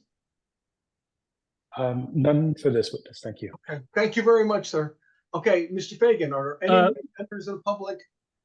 Mr. Chairman, a point of clarification, Mr. and Mrs. Graham have their hands up, and I believe they've already Go ahead, questioned this witness. Bring them in, Mr. Fagan. Okay, thank you, Mr. Chairman. Okay, Ms. Graham or Mr. Graham? Mr. Graham, please restate your name and address for the record, please.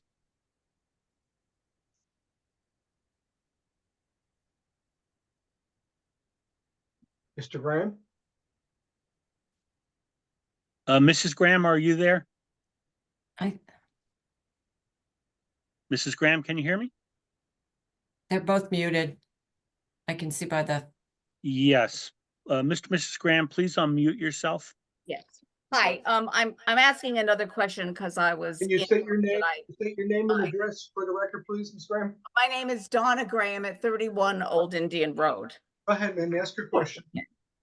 My question is, what recourse, Mr. Del Moro, will you provide to residents who have complaints about extra noise disturbance, light disturbance, or litter on their yards because of the increased activity that this new facility will bring?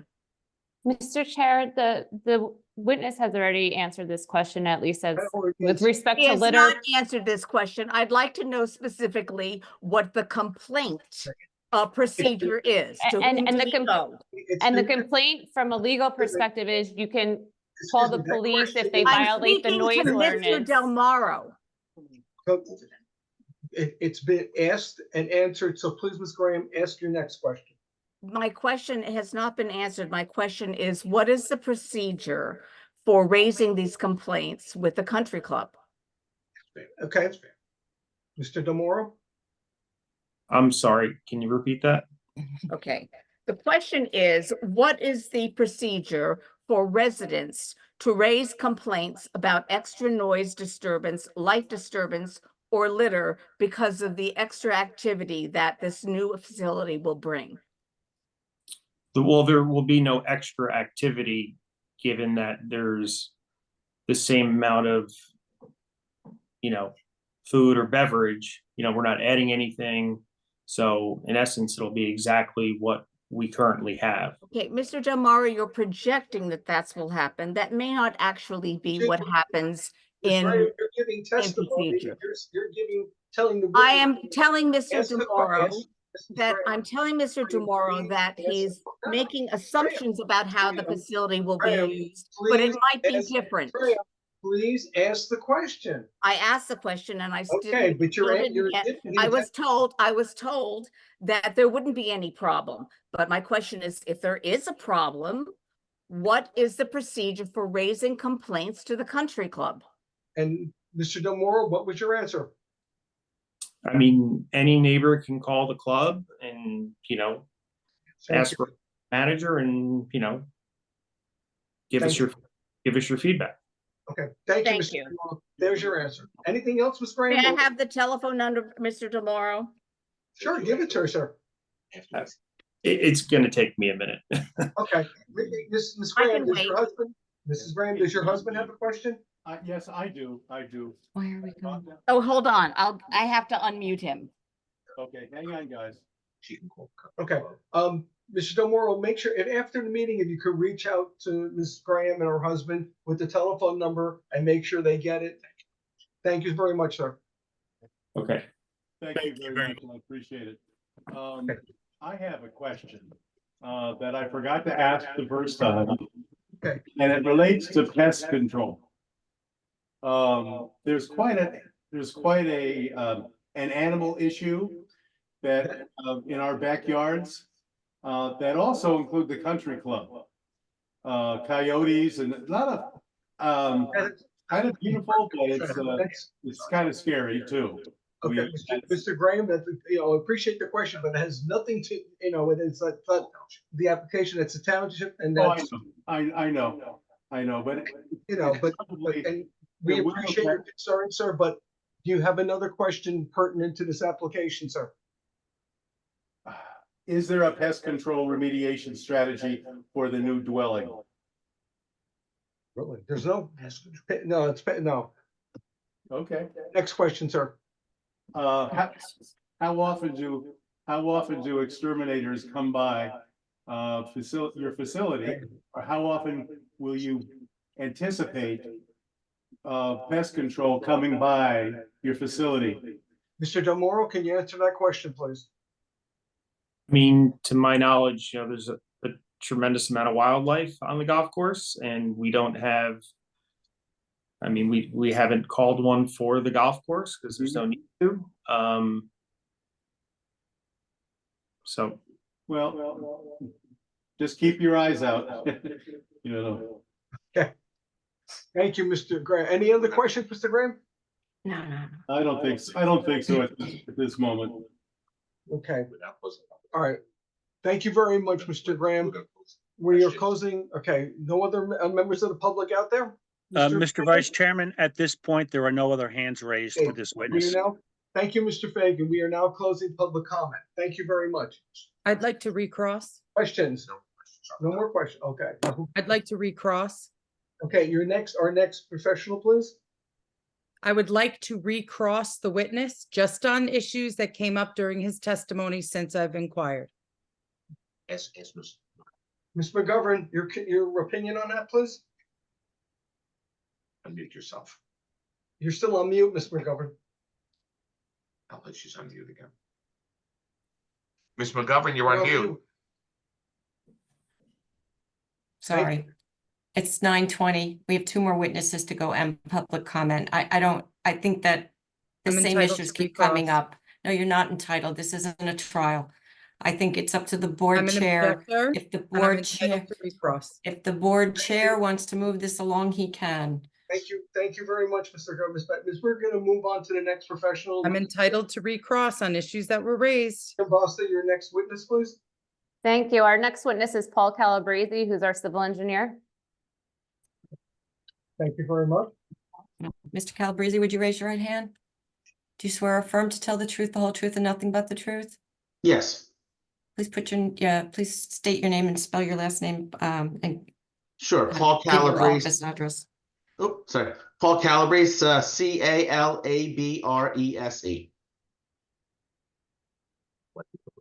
Paul, you previously testified before this board as recently as November 2023. You were accepted, Mr. Chair. He was accepted as an expert in civil engineering. I asked that he still be accepted, or if you would like me to go through his qualifications, we can do that. Okay. Say it. Okay, if any members of the board have any questions for this witness, we'll accept him as a professional in his profession, as an engineer. Any questions? Just make sure his license is current. That's all you have to ask. Is your license current, sir? Yes, it is. In the state of New Jersey? In the state of New Jersey, yes. Thank you very much, sir. Please continue. Thank you. And Paul, you were the preparer of the site plans that were submitted in connection with the application this evening. Is that correct? That's correct. Okay. If you can, please, just for the record, can you state the location and existing conditions of the property today? Sure. So the location of this is at the south end of the site, nearest to Old Indian Road, over by the 14th fairway, 65 feet from the nearest property line. And as with respect to the club itself, that's located at 350 Mount Pleasant Avenue, is that correct? Yes, the club's at 350 Mount Pleasant Avenue. And is it constructed with existing structures on it today? Yes, there are existing structures on the date. Yes. Including a golf course, a clubhouse, and other Yes. accessory structures? So there's accessory structures for maintenance, there's a clubhouse, there's a pool complex, and there is a golf course. Okay. And the property, your understanding based on looking at the zoning map, is located in the R2 zoning district? Yes. And golf courses are a permitted use within that permitted use. district? Yes. Okay. With respect to the halfway house itself and the site plans that were submitted, is the halfway house the only improvement that is being sought to be constructed this evening? That's correct, yes. Okay. And the halfway house, can you talk and discuss what it is, how many square feet it is? I'm sure. The halfway house is overall a 620 square foot facility. That's going to have a snack beverage counter in the center, and on either side there are bathrooms. One is, and I'll answer the question I heard before, one is a men's room and the other side is unisex. The reason we did that is the unisex bathroom is also is our ADA bathroom for ADA accessibility. And in there, it has one toilet and one sink. The men's side has a urinal and a toilet with the partition. Hence, 2 people can go in at the same time on the men's side. That's why we did the bathroom that way. The building is going to be 14 feet, 7 inches. And it will be underneath the 15-foot required for a accessory building. As I stated, the building will be 65 feet from the nearest property line. And we will be having utilities that will extend to Old Indian Road, which will include electric, water, and sewer. And Paul, you said that the proposed building is located 65 feet from the nearest property line. Can you state what the minimum requirement is under the code? How many feet is the building required to be set back? For principal use, it would be 45 feet. So we exceed the 45-foot back side yard setback. And that's applicable to accessory uses as well, not to be constructed in the rear yard? That's correct. Yep. Okay. And so obviously the proposal is to exceed the minimum by 20 feet. Is that correct? That's correct. Okay.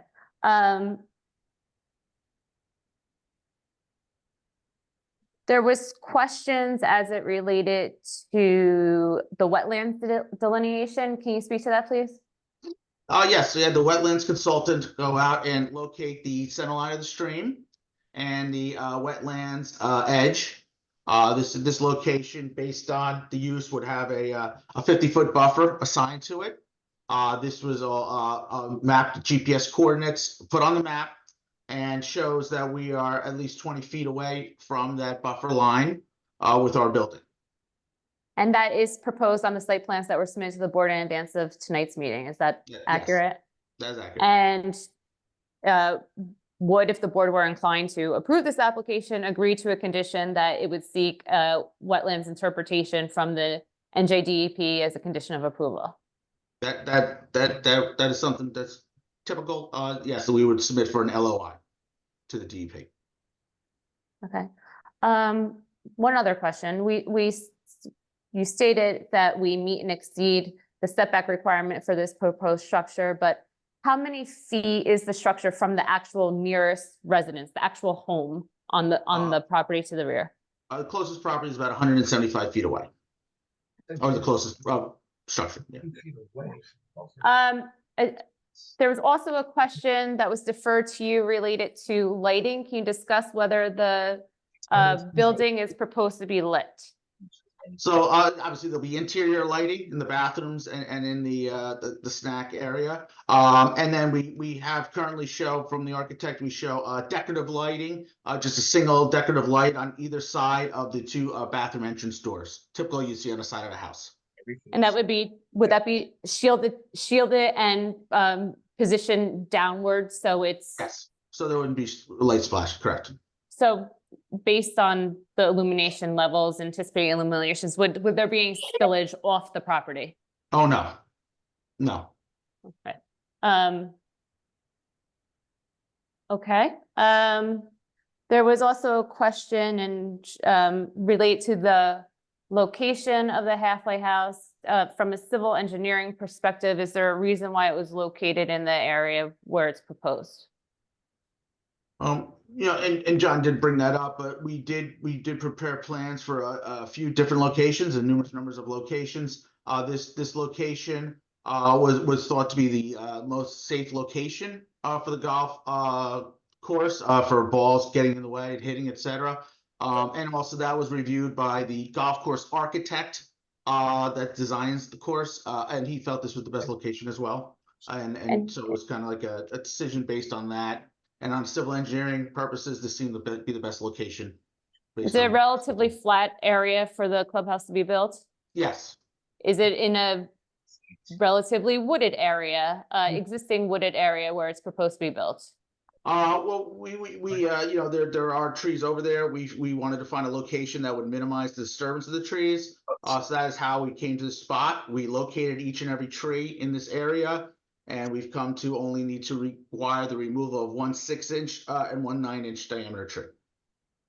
This is your puppy. Mr. Chair, just one last. Excuse me, Mr. Chair, just so you know, you are not muted, and so we hear you laughing and joking together. Okay. I'm not laughing. He's not laughing. One last question, Mr. Calabrese. Based on your review of preparation of the plans and your review of the zoning code, does the proposed structure satisfy and does the property in total satisfy all the bulk standards of the zoning code or any new variances required as part of this application? It satisfies the bulk requirements and no new variances are required as part of this application. Thank you. I have no further questions. Thank you. Thank you, Mr. Calabrese.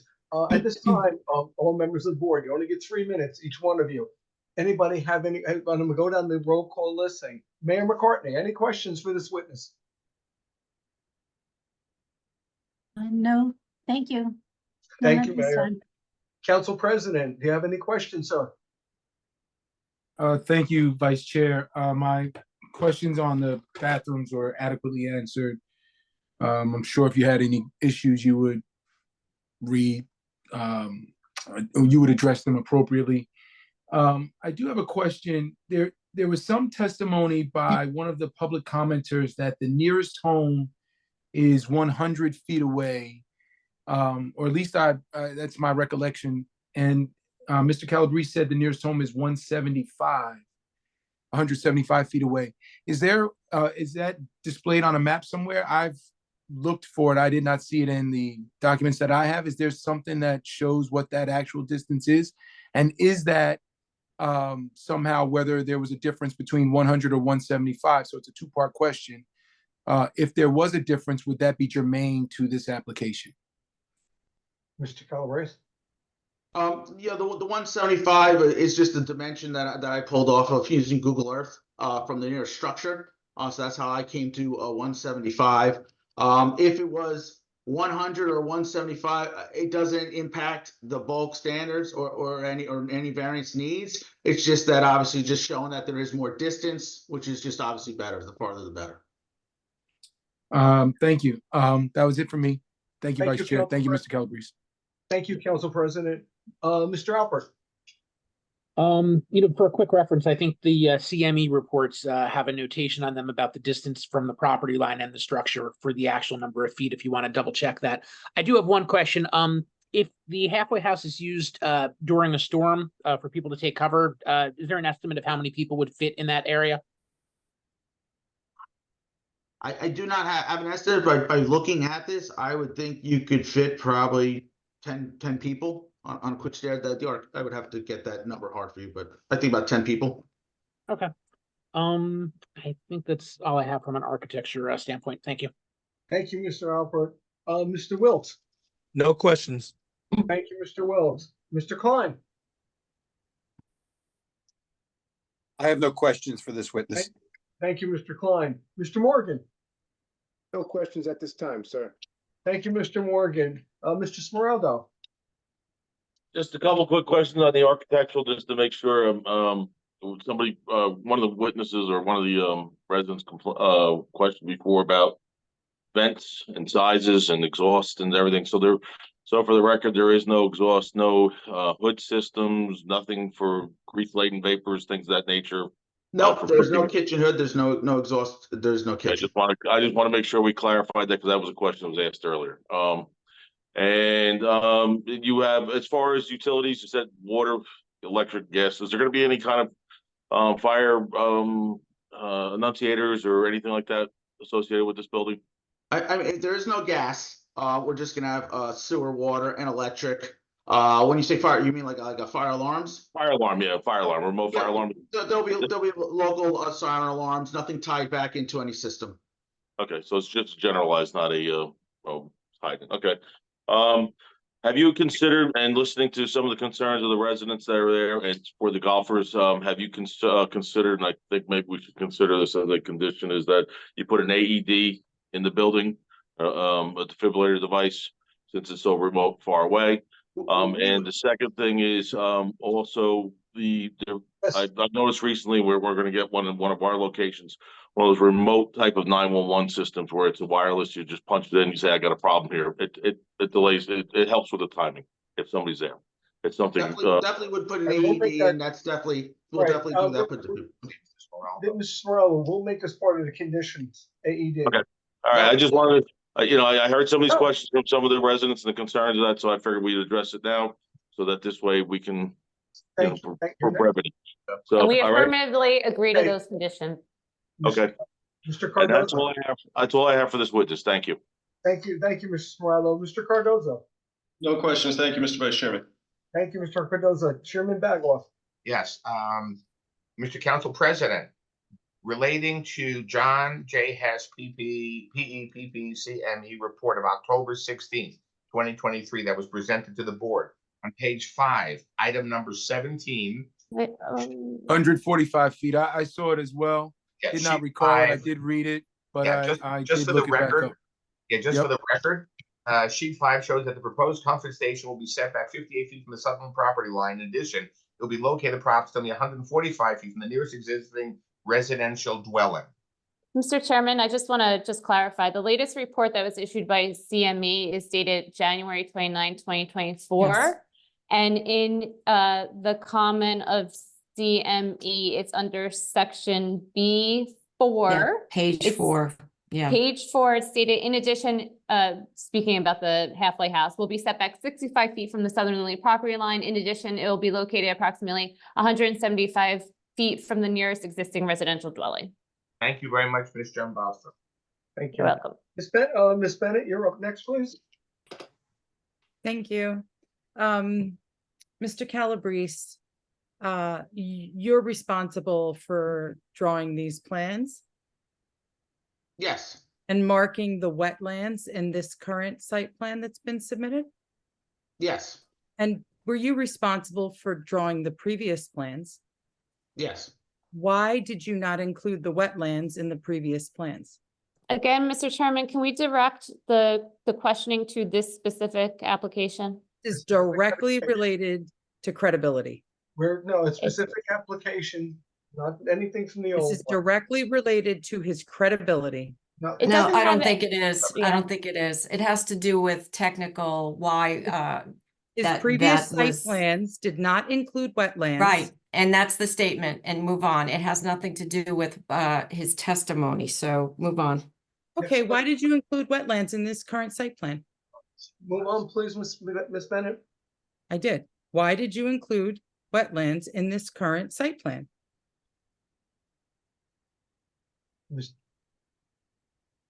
I think it's muted. I mean, we were, based on the discussion of last meeting, it was brought up and we wanted to show that so the board could see the wetlands that are not impacting the building. Thank you. Why did you, and who was your wetlands consultant?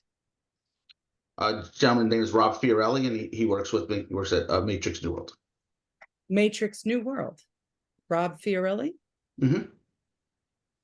And why isn't he here tonight to talk about the wetlands? Move on, please. You Ms. wouldn't know. Bennett has no, he's here. So next question, please, ma'am. Okay, so you have a 50-foot buffer for the wetlands and the building proposed, correct? There's a 50-foot wetlands buffer shown, correct? Why? Because that's the standard in the state of New Jersey for this type of wetlands to require a 50-foot buffer. For an intermediate resource value wetlands, you're required to have a 50-foot buffer. Is that right? That wouldn't be a question for me. This is what's shown on the plan per my consultant. Who could best answer that question? Well, as we stated, and I believe it, assuming that this does get approved or not approved, or if it does get approved, per the letter from CME, or an LOI is required. So this would be submitted to the DEP, and I would think that they would have the final say in the determination, the proper determination. I'm trying to determine why you put a 50-foot buffer and not a larger buffer. Say for an exceptional resource valued wetlands.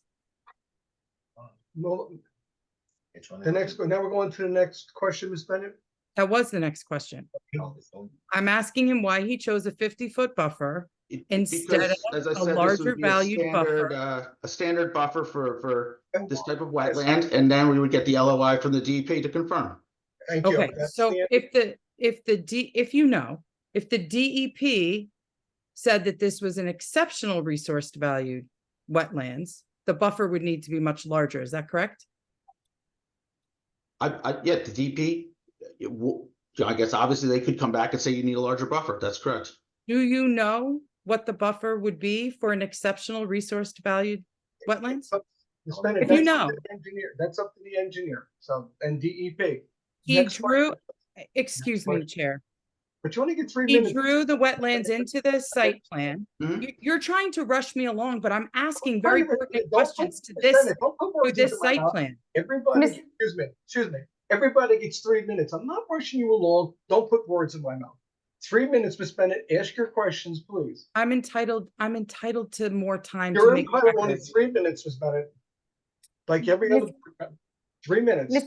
Ms. Bennett and Mr. Chair, in the event that DEP determines that a larger wetlands buffer is required, and that would mean that we would have to come back to this board to relocate the halfway house. Let's, So- can we just move on that NJDEP is gonna deal with this.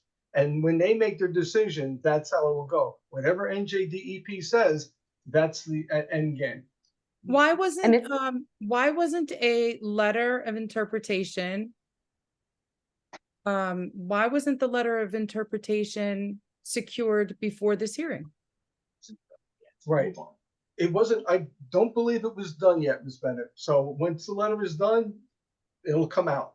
Thank you, Chair, but I'm asking questions of the expert, and I would like to know why they didn't ask for a letter of interpretation prior to the hearing, if he knows. Yeah, no, typically how when we do these projects, we would go to the planning board first, and then we'd go to the DEP for the LOI based on timing and based on cost, to make sure that it would be an approved project, before going to the DEP.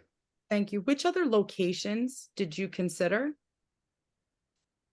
The other locations we considered were across the fairway, as we discussed, and then up by where the cart, where the current moving cart is now. And I believe there was another location more to the west. We looked at about 3 or 4 different locations, and just came this is the best location.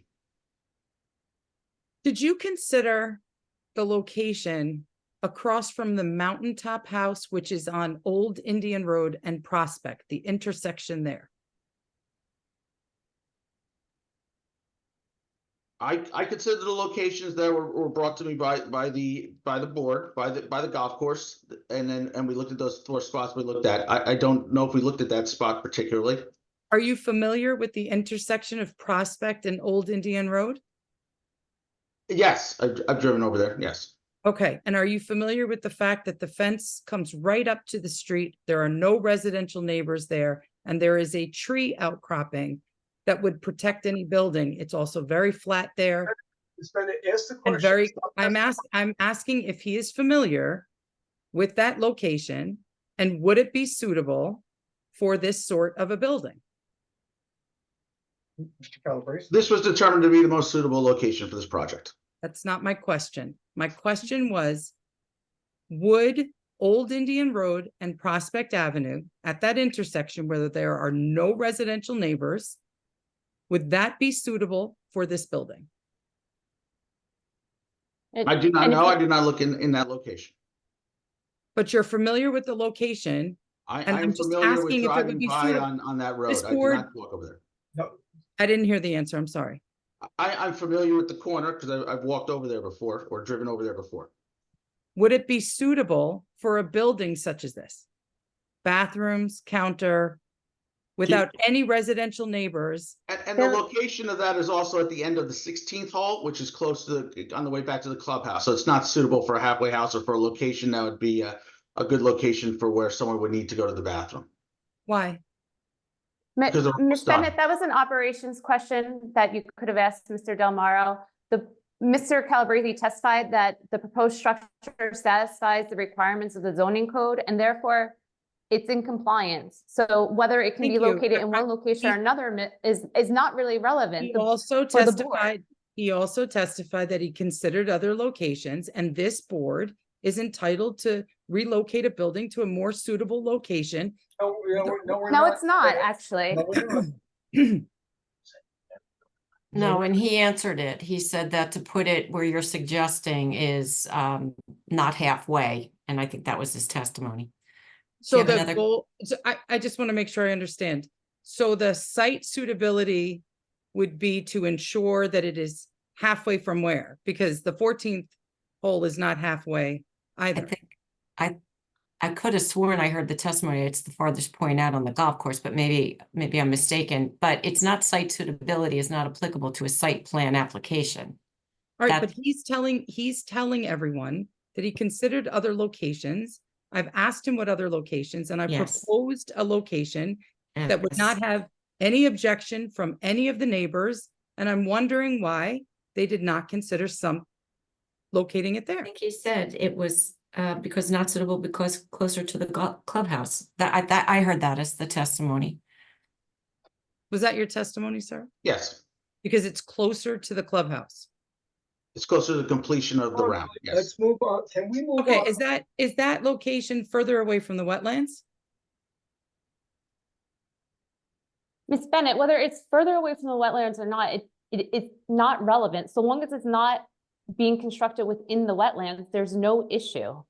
Well, actually, the issue with the wetlands is that there needs to be a suitable buffer depending on what the Hold on, that's- DEP determines, right? That's gonna be. So if dealt that's with further when- away from the wetlands, No, you know, you have to wait till what NJDEP says. Will answer your question.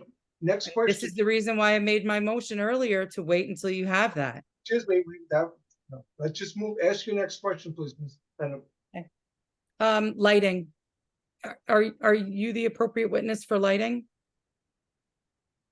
Probably for today, yes. Okay, so the lighting that is proposed, exterior only, I don't care about interior lighting. The exterior lighting that is proposed, when will it turn on? When will it turn off? If it does? It would only be on during the day, it would only not be on at night, as it's just a location. It'll be like a twilight type thing, so it would turn off in the early evening, just till I don't call it 8 p.m. Is that a good time to give? It's just for you know, finding the bathroom door. It's more an accent light. So there'll be no lighting around this building at nighttime. No lighting. Okay, the other accessory buildings on the course have lighting overnight. That's why I'm asking. Mhm. Because if it's closer to residential, This, You know. Ms. Bennett, you're testifying, ma'am. Please ask the question. Don't I'm testify. trying to find out if it is going to be like every other accessory just building asked on you- the course or not. That's the question. Is it gonna be lit or not? That's it. There will be no more lighting, no lighting at night. Is this a condition? I'm just trying to keep up. Is there a condition that the board is considering for lighting on the exterior in the evening? Right. Okay. She asking me. Ms. McGovern, it should be. Yes. It should be any other lighting that's conditional to the buildings that are currently there. I mean, so this shouldn't be anything different, similar Okay. buildings. So. So it's not a condition. All right. right. So the applicant would be able to have lighting overnight? Change the lighting? I'm just trying to find out what the applicant is committing to so that the residential neighbors know whether we're gonna have light in our backyard or not. And if there's not light, if that's going to be a safety hazard for us. So Mr. what I'm trying to find Calabrese out. answered the question Let's already, testify. that the level of lighting would not spill over the property lines. It's the applicant's intention to turn the lighting off at a certain hour currently. Okay, and Mr. Calabrese, you're not a certified wetlands expert, correct? That is correct. Okay, thank you. I don't have anything further. Thank you very much, Ms. Bennett. Thank you, Much Mr. appreciated. Calabrese. Do any members of the public, Mr. Fagan, can we pull any members from the public to ask questions of Mr. Calabrese? Yes, Mr. Vice Chairman. David Robinson, welcome to the meeting. Please state your name and address for the record. Hi, my name is David Robinson. I'm at 39 Old Indian Road, West Orange. Good evening, sir. Please ask your question.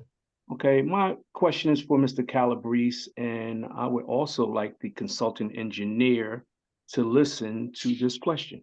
So, Mr. Calabrese stated that the building is in the position that it is because the wetlands is not affecting the building. Is that correct? We are outside of the wetland. We are outside of what we perceive to be the wetlands buffer. That's correct. All right, so in the decision making of putting this building there, did you consider your neighbors at 31, 35, 37, 39, 41 Old Indian Road? Did you consider our properties in the things in the backyard before deciding to put this building in that location?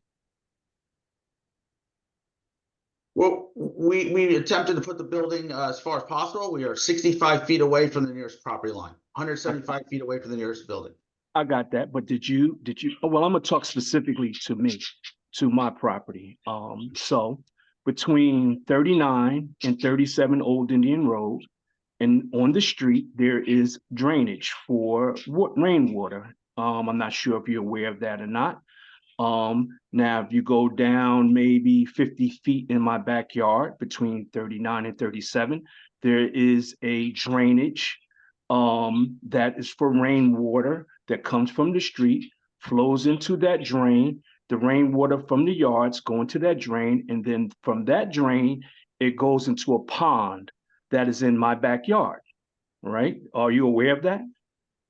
No, I'm not aware of what's in your backyard. Okay, so it goes from the street, public street, into private property. Rainwater from the street goes into that drainage.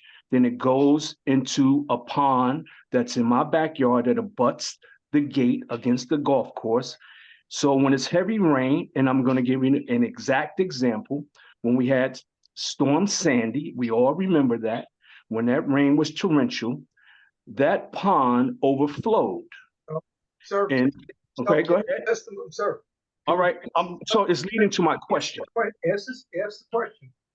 Okay, so he's not aware of that drainage there. And what happens is when that pond gets high, it flows to the wetlands, and that's probably the reason for the wetlands, that it flows from that pond out into that back. So, are you aware of that? Ask the question. So the question is, are you aware of that? Have you considered that in your plans? Our plan is out of the wetlands buffer up on the hill at an elevated elevation. And our storm drain report shows that we have zero impact based on our building. And we've addressed all of the stormwater from our building. So we're not adding any additional water. Okay, so based on what you said, that you're considering, and I respect it, you're considering what's on your property in your backyard. And when you put in those drains, if you have not considered the drainage from the street, that's a public street, that goes through between 39 and 37, that goes into that pond, if you're not aware of it, and it's not part of the plan or part of the solution, it becomes a problem. So if that becomes a problem, right, who is responsible for anything that happens? And you can't say that anyone can be, because it was never considered. And based on that, I object to this building going there until it's addressed, because it will affect me. It will affect 37. It will affect 30, 35, and it will affect 41, because our backyards get soaked. So if you haven't considered that pond, which your testimony says that it hasn't, I object to this building. And someone please address that. Sir, stop testifying. Do you have another question, sir, please? My question is, address my concern. Give me an answer to that question. How can you put that building there? My question is, without considering that drain, which you honestly answered that you were not aware of. I object to this building. We are not installing any drains or adding any stormwater over there. So how can you build? That's like any building anywhere. You have to address it. It is, and I'm sure I'm going to get cut off for this, but I'm going to make a statement, and it's not towards Mr. Del Moro. Sir. Okay. You can't make a statement, sir. Okay. So, in respect to you, sir. Okay, I got you. I understand. All right. So my question is, what is the address of that drainage that is a city drain from the street, that is a city drain in my backyard, that is an easement for a pond in my backyard that flows into the golf course? What is the addressment of that? the building that we're installing, we had to develop a stormwater report that's sent to the township, the planning board for review and approval. And in that report, we address all the stormwater from the impervious area, the roof area that we're constructing. And that is being done, through the stormwater regulations into an infiltration basin that is behind the building, and that perks into the ground. We're not adding any pipes, or adding any water into your system. So nothing is changing. Okay, so wait. Mr. Calabrese, I respect you, but how can you have a plan and you don't address I think the pipe size is 30 inches round, maybe 36 inches round, that leads into a pond. How can you have a site plan for anything and you don't address that? And by your own testimony, it's 50 feet away. How is that possible? I'm not sure which pipe you're speaking of. I'm talking about our facility and our stormwater report. Any off-site drainage, things that are pre-existing, that's not part of this project. Well, I understand that. So basically, it's screw the backyard for 35 and 37 and 40, 41, right? No disrespect to you. And the city is aware of that drainage. The city is aware of that pond. It's an easement. I went there years ago and spoke to someone over there, and they told me that it was an easement. That building will affect that drainage. So I object to that building going in. I'd like to have it on the record. That is an objection, right? So if it's approved and the city is approving that, my question is, how can you have a site plan with not addressing that drain, which from your testimony, you have no knowledge about? How is that possible? I think off-site drainage from a private residence of a neighbor would go to the township. I think this needs to be addressed at the township level. Okay, so my question is to the chair, and I'm not sure who to address this to. Chair, please address that drainage in my backyard. And I'm almost sure that you're not aware of it, but please address it. It's not the subject of this application. Okay, so that application cannot go forward until Not this the is subject of done. this application. Okay, so that is my objection. Person's been asked and answered, it's not time for objections. Thank you. Okay, so who's that speaking? I'm the planner for the board in the township, Paul Greigel. Okay, sir, I understand that's not part of the application. I don't see how it cannot be part of the application because it's a problem for the city. Okay, sir, Thank you. this is the chairman speaking. I'm listening, sir. Okay, Mr. Romeyer, our township engineer, have you or Mr. Hess in either one of the letters looked at that drainage? Thank you, Mr. Chairman. So with regards to the overall stormwater management of the proposed improvements for this project, I'd ask Mr. Calabrese to confirm that the stormwater management report in which he prepared last revised November 10, 2023, addresses the stormwater management requirements associated with this halfway house. Is that correct? That is correct. Okay, so in review of the stormwater management report, sheet 8 of 249 pages, I see your post-development calculations for your existing and proposed drainage area number 2. Can you confirm drainage area number 2 addresses pre and post drainage conditions associated with the point in question immediately below the comfort station? Yes, they do. Okay, so what I'm seeing on the plan here is the introduction of the structure itself. It's an impervious structure, 620 square feet. The runoff generated from the conversion of that vegetated area to impervious roof area, it's mitigated by the way of an infiltration basin. When you route it when you route that stormwater runoff, you're actually reducing the runoff rates. Is that correct? That's correct. Okay. So when private development is proposed, the stormwater rules are set by the state. They're adopted locally by the municipality. My review of the plan and the report shows that it conforms with and actually improves the runoff condition by way of the infiltration basin. Okay, so Mr. Romeyer, correct me if I'm wrong, sir. It sounds like the runoff by way of modifications will decrease the runoff in your area. Is that a correct statement, Mr. Romeyer, Mr. Calabrese? By way of the report, my review of the grading as presented on the plan, the runoff within the drainage area as defined as drainage area 2 will be reduced. Okay, Thank you, sir. thank you for Mr. Romeyer. Okay, Thank you. any other questions, sir? Okay. Any other questions from members of the public? Mr. Fagan?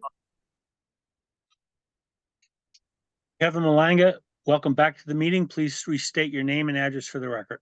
Thank you, Mr. Fagan. Kevin Malanga, Ridge Road. Kevin, good evening again, sir. Good evening, Vice Chairman Moreno. Thank you.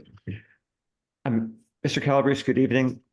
Could you please explain to us how many trees are going to be cut down for this building? 2 trees, a 6-inch diameter tree and a 9-inch diameter tree. Can we take a look at your tree removal plan, please? Can you bring that up on screen? Can I? How do I do that? You have share screen capability. I think you have to take the timer down too, though. Share. I think I hit this. And do we see it? Not yet. Oh, I gotta hit the share button. I apologize. There we go. So here's your tree removal plan. Sir, can you identify this plan for the record, please? Yes, this is the existing conditions and site clearing plan, sheet 2 of 7 from the set of plans that were submitted for this application. So this is the tree removal plan. All the blue dots are trees that were survey located in the area, and that's why this location was selected. And as you can see, we are, as best you can on the screen, of course, that is why you see the 6-inch and the 9-inch tree that are coming out. 2 elms, a 6-inch elm and a 9-inch elm. Within how many feet of the remaining trees is this building? Well, the best way to look at that, this is just where our clearing area is, would be to come to the site plan. The building is, within a few feet of each of these trees. So I don't know, 3 feet. Within. We wanted to kind of keep it in line with the nature. So the proposed building is going to be within how many feet of existing trees that are going to remain? Looks like the building here, the worst spot here, looks like it's about I can't measure here, but about 3-4 feet. What will be the impact on the roots of the trees that will remain from the construction? Well, the intention is for the impact to be minimal, as we want to keep the trees. Okay, but can you explain the construction methodology that will prevent the roots of the remaining trees from being damaged by the construction if the trees are only within a few feet of the proposed building? Explain the construction methodology for that for me, please. Structure methodology is pretty typical. The building is a slab on grade. Obviously, we'll have foundations below at the corners and around a spread foundation that will and the slab is elevated. We're bringing the grade up slightly there, so that way we don't have to dig down into the ground much. Also, that is how we intend to construct this building. And the township's tree protection ordinance requires that the trees be protected from root compaction by the installation of fencing to the extent of the drip line of the trees. Is that correct? I'm not familiar with it, but if you say so. All right, so if the township's tree protection ordinance is as I've just described, will the tree protection ordinance be violated or adhered to by the proposed building being constructed within 3 or 4 feet of existing trees? If, We Paul, if intend you to- don't know the answer, you can say you don't know the answer. Okay, I don't know the answer. All right, but the fact is the building is going to be constructed within a distance of 3 to 4 feet from existing trees that are proposed to remain. Is that right? Yes, the one tree in the front. I have no other questions. Thank you. Thank you, Mr. Malango. Mr. Fagan, anybody else, sir? Yes, Mr. Chairman, before I bring in Mr. Graham, David Robinson, who spoke earlier, has his hand back up. I suspect he probably was not done with his questioning. So No. I'll bring. Now, move on to Mr. and Mrs. Graham, please. Yes, Mr. Chair, I received a message from Mr. Robinson that when you pivoted to Mr. Greigel and then, I'm sorry, the gentleman from Mr. Hess's office. Go on to Mr. He was not finished with his questions and It you was had over already cut him It off. was over 5 minutes, Ms. Bennett. So, Mr. Fagan, please go to Mr. and Mrs. Graham. Thank you, sir. Mr. Graham, can you hear us? Please unmute yourself.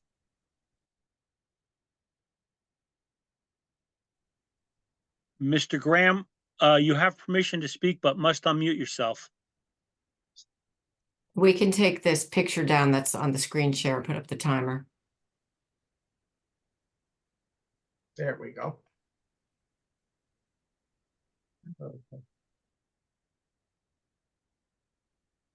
Okay, I'll come back to Mr. Graham.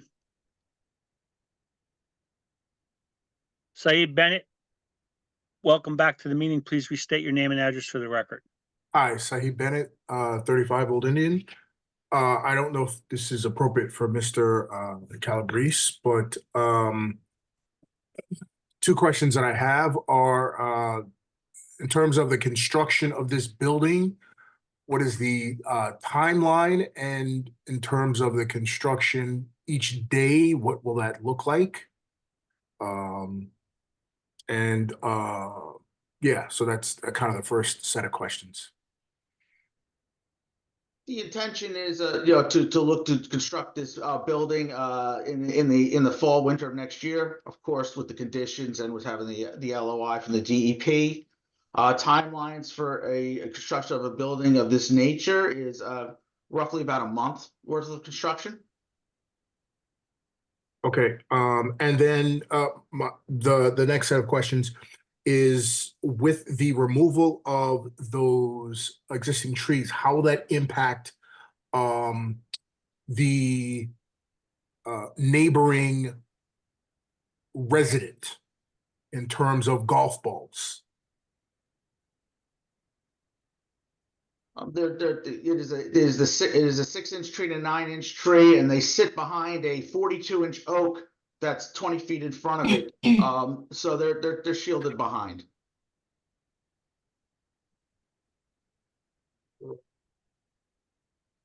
Okay, I mean, because I would surmise that those neighbors, I'm not exactly sure who that which residence abuts that structure or that proposed structure, but I would assume that they get almost as many golf balls as we do. So that's the reason why I'm asking that question. Okay. And if there are any plans to adjust if there are, in fact, more golf balls that land in the neighboring yards due to the removal of the trees. That would be an operations question. That wouldn't be for me. Okay.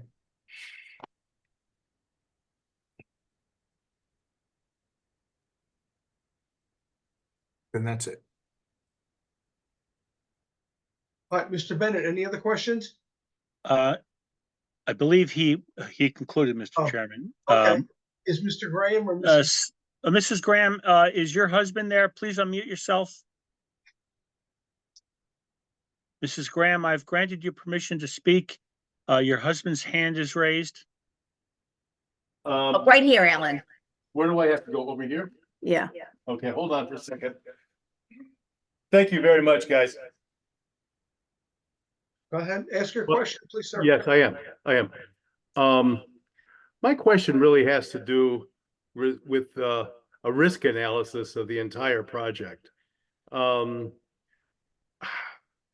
trying to assess what risks we as residents face in total should a disaster occur. For example, a lightning strike, the building goes on fire. What kind of disaster recovery plans have you thought about? And the possibility of having to completely take down this clubhouse, this dwelling, and relocate it at some time for whatever's necessary. Will it be constructed in such a way you could take it down easily? You know? Safety is based on the township. Right, sir. Based on the township? Safety is based on the township. Okay. Okay. Any other questions, sir? No, I think that'll be it. Thank you for stop. your input, Mr. Graham. Thank you. Thank Mrs. Graham, do you have any questions? No, Donna, you have anything? No, she doesn't. Thank you very much. Is there anybody who hasn't had an opportunity to speak, waiting to ask a question? Mr. Vice Chairman, there are no other hands raised, with the exception of David Robinson. Okay, we're now closing, public comment. Thank you, Mr. Fagan. Mr. Jambosta. Yeah, if Mr. Robinson wasn't done with his question, I don't have an objection to him asking an additional question if he was cut off. Okay, who goes next? Whoever she said, Ms. Robinson. Okay, who's up next, Ms. Jambosta? Our next witness would be Michael Pesolano, who's our professional planner. Thank you.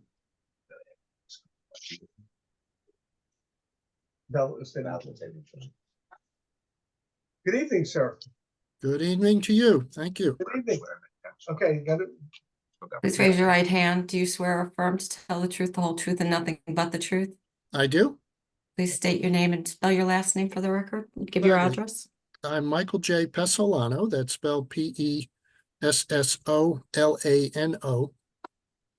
Business address 140. Well, excuse me. I'm a licensed professional planner, state of New Jersey. Business address at 140 Elmwood Avenue, Pagoda, New Jersey. Michael, if you could briefly go through your educational and professional qualifications for the board. Yes, I have a master's degree of urban planning from City University of New York, Hunter College, and originally licensed as a professional planner in the state of New Jersey in 1984. I've been at it ever since in a variety of roles. Early on, serving as in-house municipal planner, mid-career serving as a senior planner in a mid-sized consulting firm in northern New Jersey, providing planning consulting services to roughly half a dozen North Jersey municipalities. And now in this part of my career, in my 40th year, since being licensed, pretty much exclusively serving as an expert planning witness before planning and zoning boards throughout New Jersey. Is your license current? Yes, number 3058. Mr. Chair, I ask they be accepted in as an expert in professional planning. Right, is it current in the state of New Jersey? Yes. Thank you, sir. Okay, any members of the board, any other questions? We'll accept this person as a certified engineer. A licensed planner, sorry. No promotions now. Okay, thank you. Thank you. Thank you. Michael, if you could describe to the board what you did in preparation for your testimony this evening. Yes, of course, I started with getting familiar with what is planned and site plan application plans, visited the site, spoke with Mr. Del Moro about the plan and things that went into the mix for considering the location. I reviewed the applicable provisions of Chapter 25 development regulations. The reviewed relevant case law on accessory uses. I reviewed also the ABC licensing information of 7 nearby golf courses that feature halfway houses in preparation for my testimony tonight. Thank you. If you could, we are proposing a halfway house. Can you state in your professional opinion, based on all the information that you have reviewed, whether this would be a permitted use? Number one, our golf course is a permitted use in the R2 zoning district where the property is located. Yes, the specific use term in the permitted column of the use table is golf course and golf clubhouse. And this is indeed that as a principal use. Well, if you go to the accessory use column, it states that there are, what is permitted is customary accessory buildings or structures. Is that correct? That is correct. And in your professional opinion, does the halfway house qualify as an accessory building or structure to a golf course? To the primary use of a golf course? I did review the definitions for accessory structure and accessory use, and that factored into my evaluation.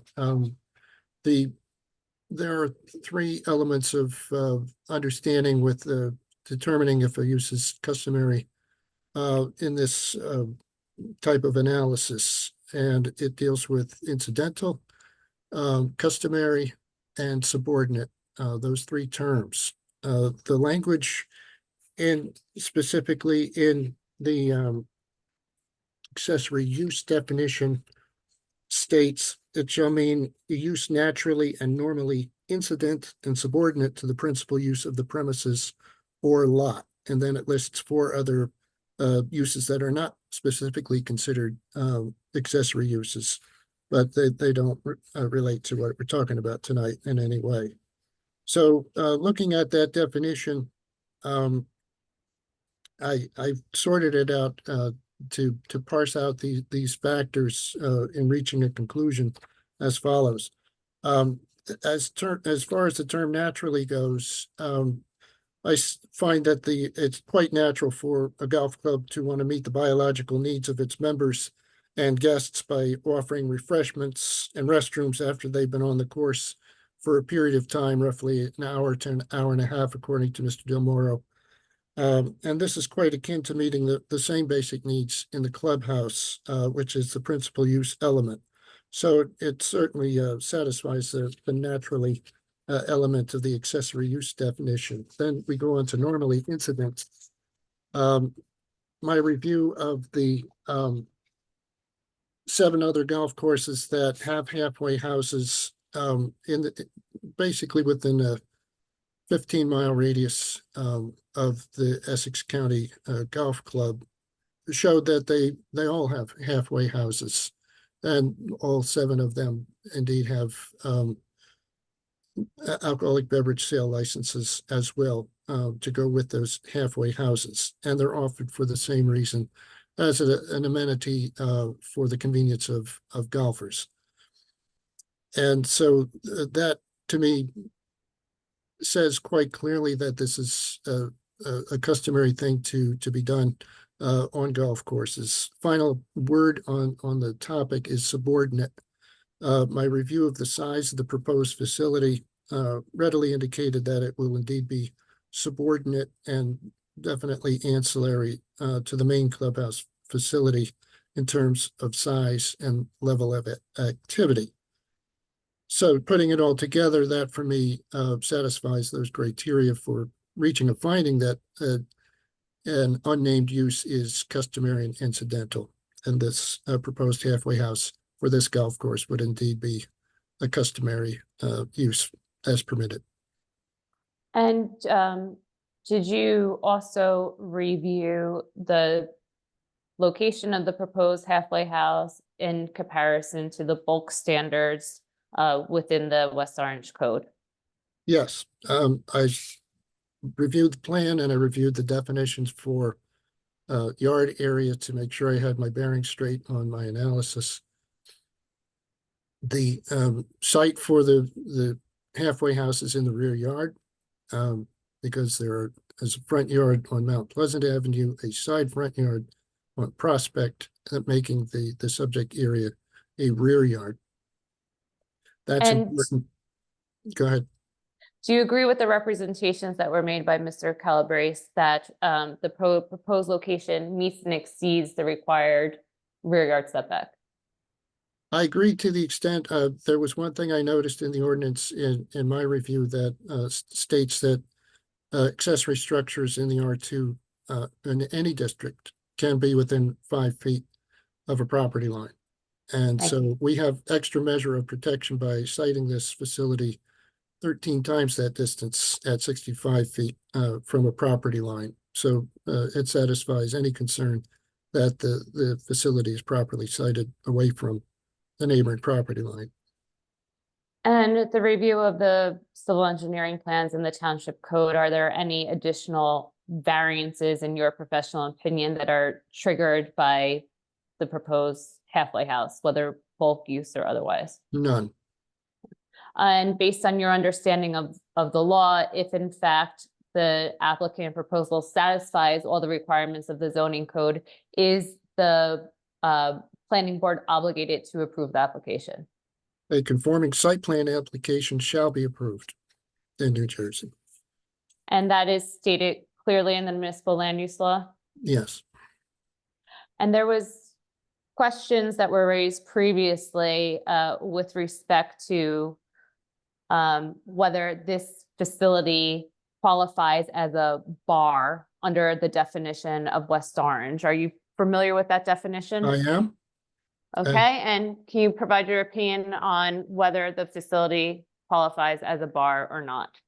A bar needs to be a principal use of the property to qualify as a bar in the definition, and this is clearly not the principal use of the property, so it can't possibly be called or considered a bar.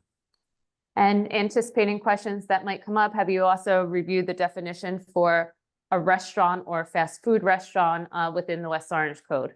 I reviewed both actually, and restaurant is implicating a public service type of operation. This is a private club and not open to the public, so it cannot be considered a restaurant. And fast food establishment? Fast food establishment needs to have 15 seats in order to begin qualifying, and this does not even have 15 seats, nor food service. Okay, thank you. And based on the, just one last question, based on the materials that you reviewed from a planning perspective, just to state it for the record one more time, do you believe that the planning board is within its authority to grant this application? In fact, under MLUL is required to grant this application? Absolutely. Thank you. I have no further questions. Thank you. Thank you, Ms. John Bostow. Okay, at this juncture now, we'll ask members of the board, starting with Mayor McCartney. Any questions for the witness? For Mr. Pasolino?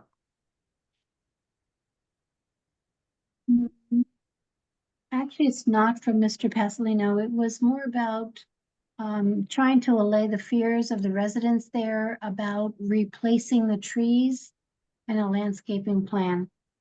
It was really not from this testimony, but that would be my question moving forward. Go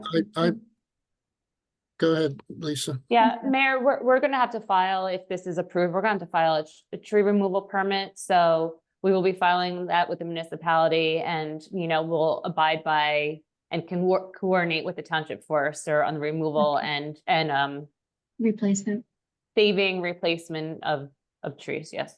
Okay, thank you. Thank you, Mayor. Council President Rutherford.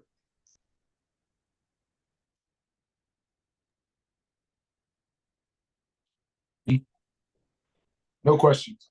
Thank you, Council President. Ken Albert. No, sir. Thank you, Mr. Albert. Mr. Wiltz. No questions.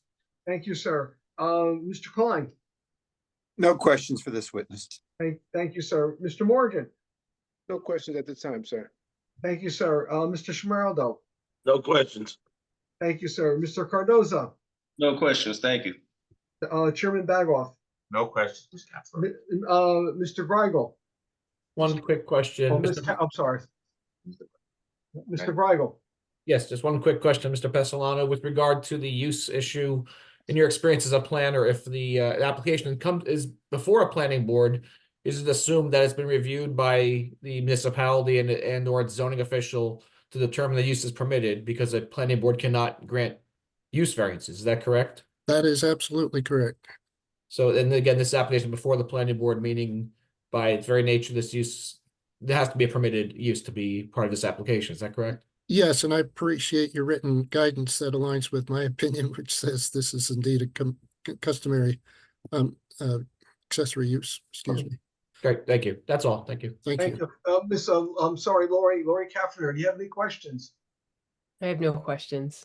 Okay, Thanks. I'm sorry, I just went down my list. No, it's okay. Okay, Mr. Romeyer. No questions for the applicant planning professional. Thank you. Thank you very much, sir. Mr. Fagan, we now open it to general public. I believe Miss Bennett might be next. Miss Bennett, you have a question, please? As long as the Grahams don't, I do have a couple. I'm sorry, do you have a question, ma'am? I didn't know if Alan and Donna Graham had questions first. Okay, Their hands are currently not raised. Okay, Okay, very so good. it's your turn, Miss Bennett. Okay, thank you so much. Mr. Pesolano, if an application has no variances and a site plan review is required, does the board still have the ability to shift the location of the building? The board can give feedback to the applicant. The applicant's proposal, if it complies, is entitled to approval. I'm not sure you answered my question. So if an application has no variances and a site plan review is required, does the board have the ability to shift the location of the building? No, it's not the board's application. It's the Okay. applicant's application. Thank you. If a property is more than 5 acres, does West Orange require an environmental impact statement? That's my next question. I think it does. I do recall seeing that language as I peruse the ordinance. Okay, and if you know, is the location and classification of wetlands one of the required components? It may be. I didn't study chapter and verse of that section. Okay. And so, because you raised it, if the sale of alcohol is the sale of alcohol a relevant land use consideration, in your opinion as a planner, with respect to this site plan? No. The planning board has no jurisdiction over the sale of alcohol or where it takes place. And it isn't, in your opinion, a relevant land use consideration? Right, it's not, I'm sorry to interrupt, it's not part of the application, alcohol, so it's. He raised the sale of alcohol. He was talking It's about not part of the application, and it's not our ability, as the witness said. I think the planner can render an opinion, if he has one, about whether the sale of alcohol in a specific location is a relevant land use consideration. The governing body has jurisdiction over that, and to answer your question accurately, they consider the land use implications of alcohol license distribution. Okay, you mentioned a review of other golf courses with halfway houses that sell alcohol, correct? Yes. Okay. Did you measure the distance of those halfway houses from their closest residential neighbors? I took a look at the ones that had diagrams. Didn't do any measurements, though. They were not scale drawings, just sketches. So There no, were I did not measure. Okay, there were 7 in total. Did you look at all 7? Yes. Next question, it's the material. Next question, please. I was just making sure that he looked at all of them. Thank you. Okay, I can Does the understand. planning board have the power to shift buildings on a site plan, even if there are no variances being requested? Asked and answered earlier. Okay, thank you. Nothing further. Thank you, Ms. Bennett, appreciate it. Any other public members have questions, Mr. Fagan? Yes, Mr. Vice Chairman. William Mincy, welcome back to the meeting. Please state your name and address for the record. William Mincy, 41 Old Indian Road. Okay, welcome back, sir. Can I have your question, please? Thank you. It was just a question. You had mentioned that you'd reviewed Corthas in the area. I was curious in the review if that also included any objections or anything that might have been raised by the neighbors in the construction of those comfort stations or halfway houses as they're being called. That information wasn't available, so no. Okay, and I think this is a question for you. It might have been for the engineer architect earlier, so apologies if you're the wrong audience.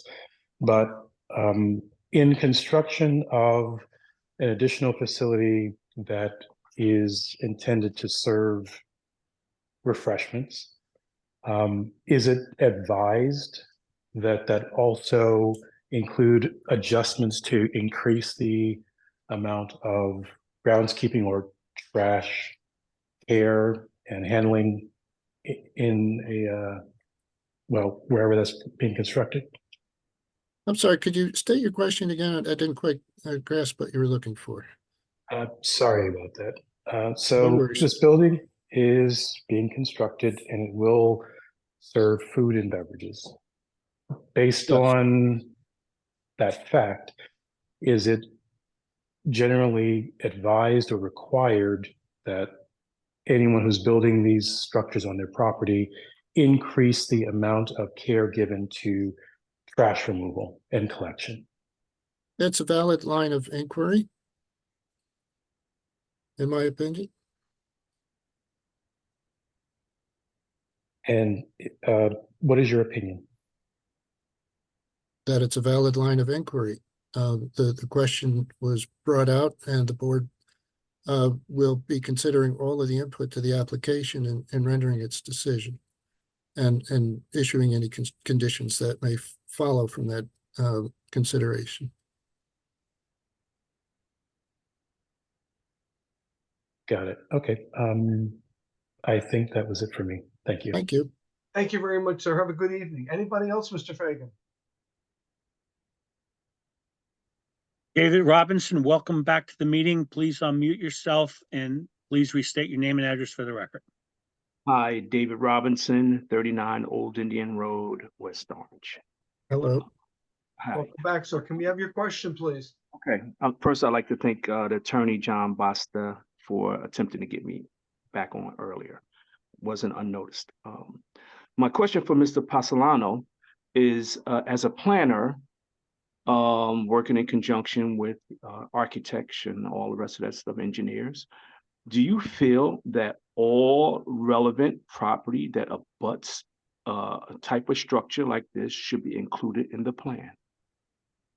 Absolutely not. The application concerns the subject property.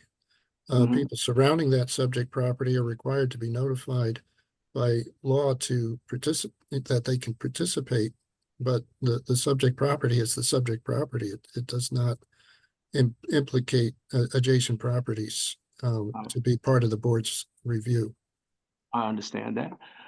Do you feel that a municipal service should be considered in part of the planning and architectural design? I harken back to the testament, I'm sorry, the questions you were offering in your prior questions.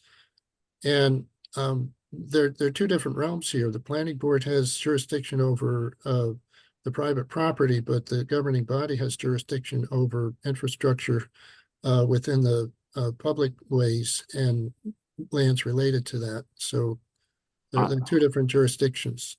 I understand that. But specifically, to my question is the drainage that is from the city, private property, that outlays to the subject property, should that be considered in the planning and architecture and engineering of a plan?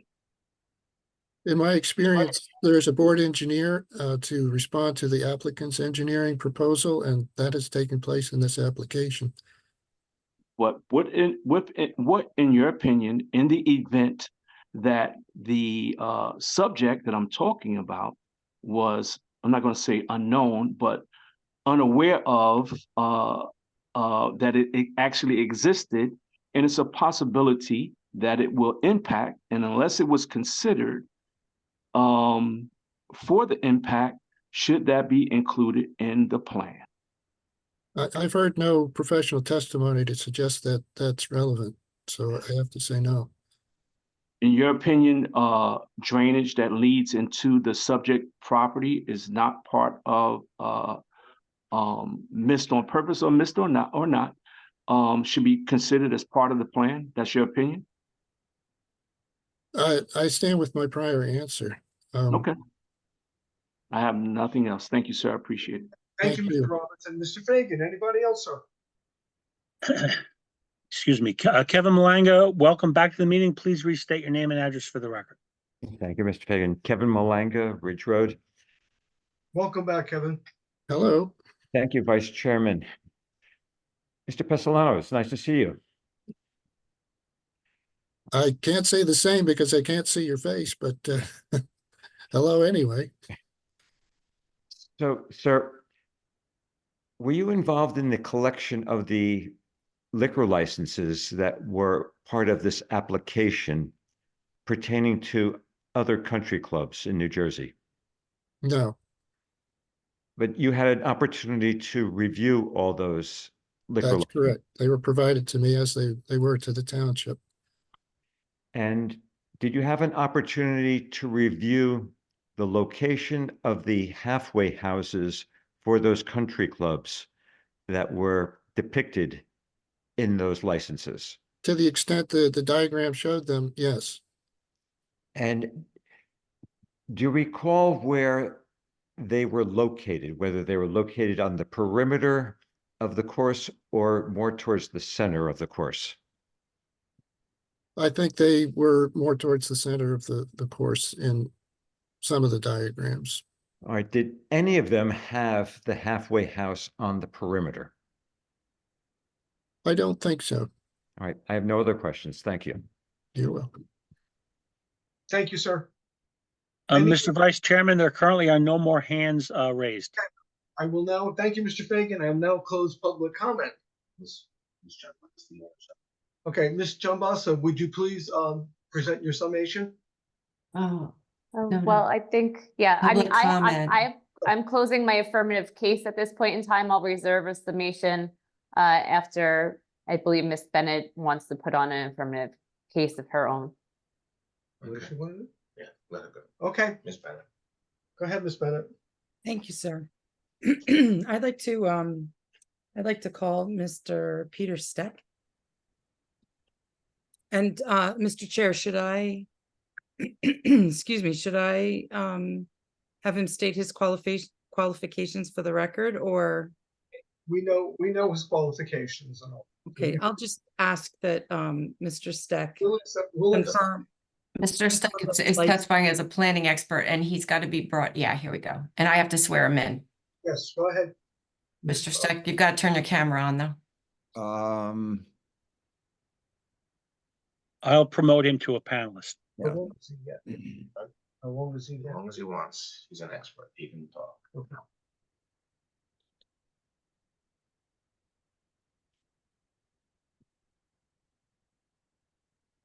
There you go.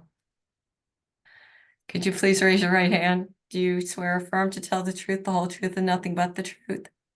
I do. Okay, please state your name for the record and spell your last name and give your office address. Peter G. Steck, Steck, 80 Maplewood Avenue, Maplewood, New Jersey. And my license is still in effect, in case you were wondering. Right, but we accept Mr. Speck as a licensed certified plumber. Thank you.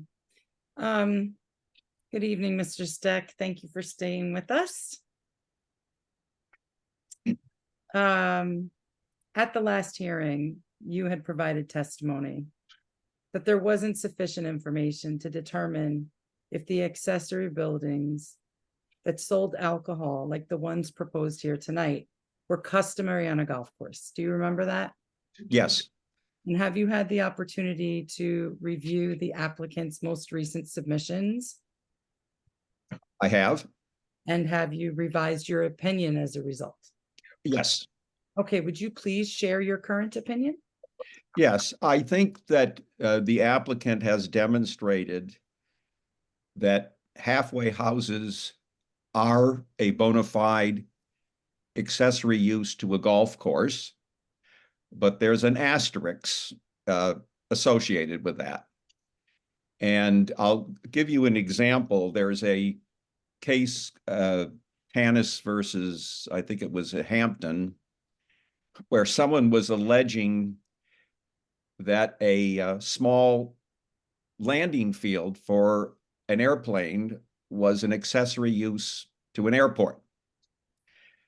And the court said that to evaluate whether something is an accessory use or not, you have to also take into consideration the land use impacts. So my conclusion is that generically, a halfway house is an accessory component to a golf course, but the inquiry doesn't stop there. Part and parcel of that is the location of the facility. Okay, thank you. And so when you say the location of the facility, you've had the opportunity to look at the 7 other examples of golf courses that the applicant has provided that have halfway houses that serve snacks, beverages, and alcohol. And so is there anything distinguishing about those 7 examples and the applicant's proposal? Yes, there is a dramatic difference in location between those examples and what is being proposed this evening. And I have an exhibit that might demonstrate that, if I could share my screen.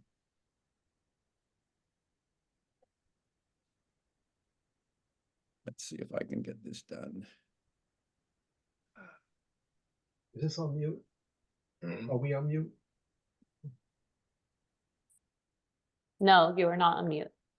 We can hear you. I don't know if the board wants to mark this. Okay, Mr. Steck, we'll mark it, but I'm going to ask that you send it into the board secretary so that we have it for the record. If you could email it to her Certainly. tomorrow morning. Maybe I'll do it tonight. Or tonight, yeah. We can mark that as A1. Okay. A1 was prepared by me, and it extracts the 7 examples that were provided of halfway houses that happen to serve alcohol within alleged to be a 15-mile radius. And I've numbered them 1 through 7. And what's in front of you is simply a portion of the correspondence that was presented by attorney John Basta. And I'll just run through them one at a time.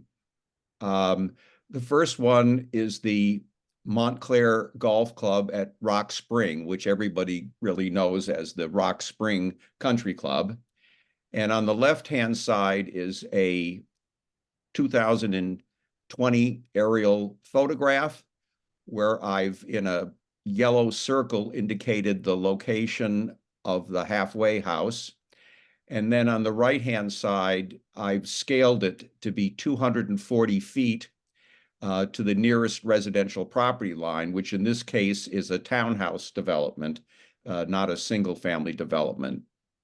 And as you can see, it's out in the open. There are holes that are between that facility and the exterior of the golf course. The second one. Actually, Mr. Steck, before you move to the second, you said that this is 200 and the Rock Spring halfway house is 240 feet from the property line, correct? From the residential property line, which in this case is a multifamily residential use. Understood. I know that the applicant was using, I think it was 170 feet from. The parallel is 65 feet. The applicant is proposing the proposed facility 65 feet from the closest residential property line. Thank you. So I was really just trying to make sure that we were delineating property line versus from the property. Because Well, I can see these that- are all measurements to the residential property line. Thank you. So the second one is the Echo Lake Country Club in Westfield. And again, on the left-hand side, I show where the facility is located. And as you can see, to the southeast is where the closest property line is residentially, and that's 370 feet. The next one is the Basking Ridge Country Club. Again, on the left-hand side, I show where that halfway house is located. And in this case, that facility is 510 feet from the closest residential property line. The fourth one is the Baltusrol Golf Course. It wasn't clear exactly which location was. That some of these sketches are hard to read, but I've picked the two locations which are relevant or potentially relevant, and the one to the north is 675 feet from the closest residential property line. And the one to the south, more toward the center of the course, is 1,100 feet from the closest residential property line. Plainfield Country Club, this happens to be toward the perimeter. And the right-hand side, it is 165 feet to the closest residential property line. But to get there, you have to cross a tennis court and then a street, and then you get to the property line. 6 is the Canoe Brook Country Club, and as I suppose the golfers in the area know, this is split by the state highway. So there's a northern section and the southern section. The halfway house that was surveyed is in the southern section, again on the left-hand side of this diagram, and that's 1,000 feet from the closest residential property line. And finally, we have the Upper Montclair Country Club in Clifton. That happens to be, part of that is in Montclair. You see the property line, and part is in Clifton. That facility is 380 feet from the closest residential property line, which happens to be across a street, and that residential property line is a multifamily property. I also have, while I'm doing the screen, I have other, first of all, since this is a new application, I want to, let's see if I can open this. I want to reintroduce the exhibit that I entered at the last hearing, so it would be part of the record. Okay, so we're gonna call this A2 and you'll do the same thing where you're going to send it in? Yes. Thank you. So if you remember, this is slightly inaccurate because the building has shifted, I believe it's 7 feet away. But the first one showed the location of the facility with respect to the entire golf course. The second one colored the areas of the proposed building, and the building hasn't changed. The only change I could see on the architectural plans, it was labeled a halfway house, where the other one had the label comfort station. But this was intended to show what the food area was, and to emphasize that there is a patio around the building, and the building has a roof overhang. So the overall dimensions of this facility are 46 feet by 18 feet generally. But again, the roof overhang is further than both the walls of the building and the supporting columns. The next page had some photographs that I took, and again, I believe that they're still accurate, although again, I repeat that the location is shifted by 7 feet. And then, as you recall, I had a diagram that showed that there were wetlands suspected in the area, and the applicant has now conceded that there are wetlands. I have 2 other exhibits that. Mr. Stuck, before you, I'm sorry. Oh, I already did. Okay. Well, did you want me to bring that back up? If you wouldn't mind, please. No, sir. There we go. The last, where you have the wetlands depicted, please. Yes. Okay. Do you see the body of water to the south? Yes, right there. Yes. That is 39 Old Indian Road. That is Correct. the water basin that Mr. Robinson was discussing, that has a, I think he said Yeah, but we'll call it a hydrological connection to the wetlands. yes. And then, are you familiar with the Turtle Brook tributary?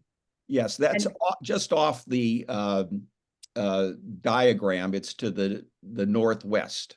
Okay. And then only if you know, topographically, from that pond through that corner of the wetlands, through the proposed comfort station, the elevation is reducing all the way along to the tributary, correct? I would have to look at the plan again. I don't recall. It's fairly flat, as you know, on the fairway there. And again, if you recall, the applicant is doing a gravity flow in that direction. So my recollection is that it generally is a downslope. Okay, no, it's just helpful. I know that Mr. Robinson was trying to explain that pond Yeah. flows into that corner. Pond is clearly indicated on the NJDEP Geo website. So everyone knows it's there. And he has indicated that it is, the water flows from the pond to the wetlands. Okay, and then while you're still there, would you just mark where our property is? Ours being yours? I'm sorry, 33-35 That's Old the one Indian. that's 33/35, and I'm outlining it now. Okay. There's a pool on the property, there's a barn, and the house is toward the front. And Thank you. it does abut the rear line of the wetlands. Thank you. And then I'm just asking you to do this. So the wetlands begin at almost our property line. Well, it may well, so this was the surveyed portion.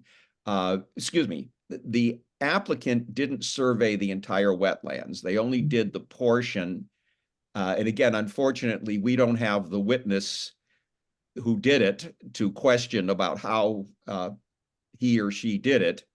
But this was at least an official indication that is likely that there are wetlands there, and the applicant has certainly affirmed that there are wetlands there. We don't know what the classification of the wetlands are, because we don't have the witness and there's no information on the plans other than the 50-foot buffer.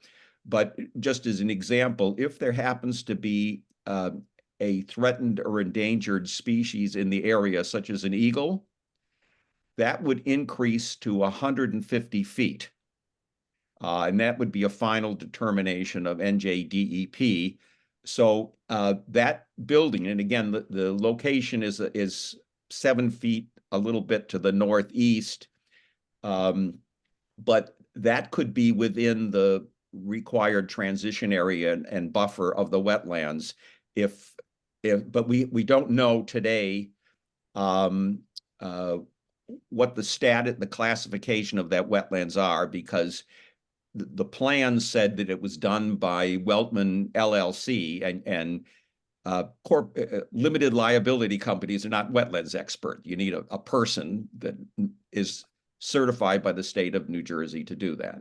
So I thought that the witness, when talking about the wetlands consultant, said that it was Rob Fiorelli from, I think it was Matrix New World. Yeah, Matrix New World is an engineering firm. Their headquarters are in Florham Park, I believe, in the old Kushner building, if I recall. Okay, and so just because this is your exhibit from the prior testimony, the proposed comfort station has moved closer or further away from? It's probably moved a little bit closer. Okay. But All right. again, I'm sorry to interrupt, and I'm sorry to bring you back to this, but. So to continue, so I wanted to make sure this was still on the record because this is a new application. The other thing that I want to emphasize, and this probably should also be marked as an exhibit. Okay, A3. Okay. So I clipped portion of the applicant's plan, and the applicant has indicated that two trees are going to be removed, and in the upper right hand of the three diagrams, in the upper right hand corner are the two trees that are indicate they're going to be removed. And if you recall, in the earlier application, there was underground detention. Now there's going to be a surface detention area. So clearly those trees are removed. But if you carefully look at the plan, you'll see that there's a 12-inch tree that is, and it's, first of all, on the left-hand side is the disturbed area, and I have superimposed the location of the building in the area that's going to be disturbed. The disturbed area cuts through a 12-inch tree.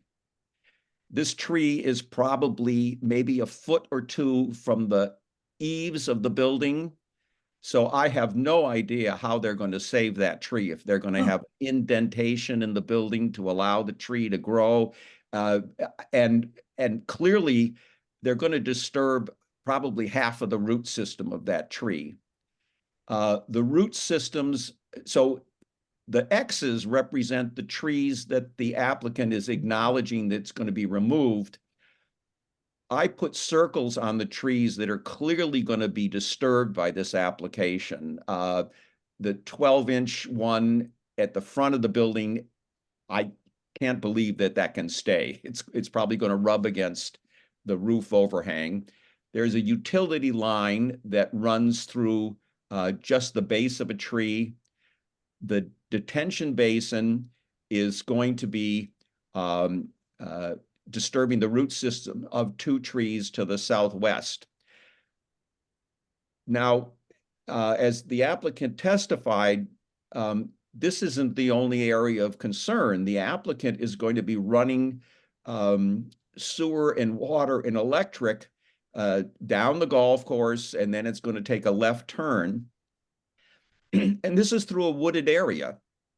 So we have the applicant failed to identify where the trees are in this wooded area. So we don't have a clue about which trees are going to have to be removed, or if this line is going to have to be relocated. We just don't have enough information to do that. I want to say that there are many cases where applications are subject to other agencies. If you're on a county road, the county is going to say whether you can turn, how the driveway will work, right turn in and left turn out, whatever it is, the county has, and boards regularly condition approvals upon these other agencies. The municipal land use law says that you should do that in appropriate circumstances. So there are circumstances that it may be crucial to have those outside approvals in hand. And in fact, because this property is over 5 acres, it's required to have an environmental impact statement. And one of those statements has to do with, tree removal and wetlands.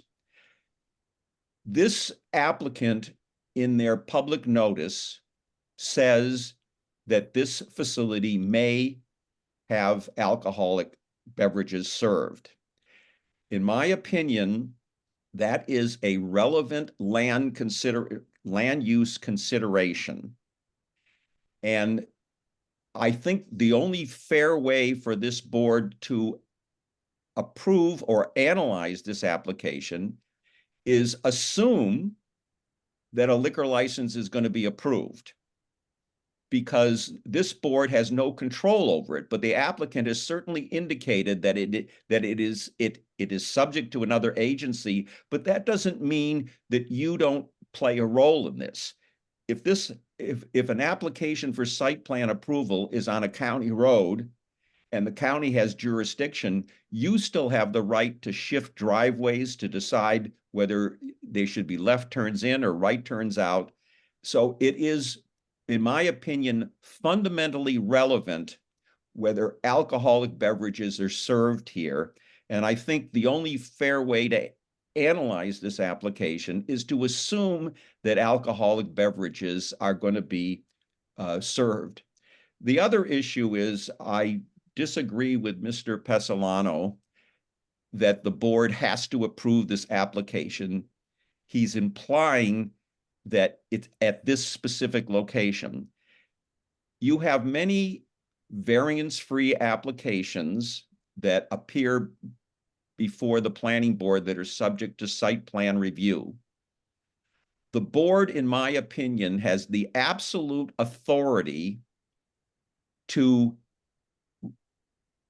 approve the application, but at a different location that the board feels is more appropriate. The applicant is suggesting that you can't touch this. You have to approve it. Well, you have to approve some site plan, but not this site plan. Otherwise, why even have a site plan review at all? If someone comes in with a variance-free application, why have a site plan ordinance if you can't shift it? And this board is well experienced when it has other site plan applications that their suggestions, turning buildings a different way, putting in more landscaping, they may not necessarily involve variances, but it's part and parcel of the process. The removal of trees, the saving of trees is in your ordinance. It's one of the purposes of the tree ordinance to minimize the destruction of trees. Here, not only does the applicant have an unrealistic application, only removing 2 trees, but they didn't even survey the trees down the line that are going to be removed. So I don't think the board has enough information to exercise, in my opinion, its right to review this site plan, even though it's variance-free. And again, I'll return to an earlier statement I made.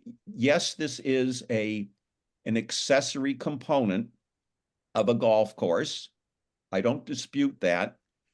But the proximity to the perimeter is a factor in judging the impact, this land use impact of this use. And as illustrated by the other golf courses, they seem to put their halfway houses next to fairways all over the place.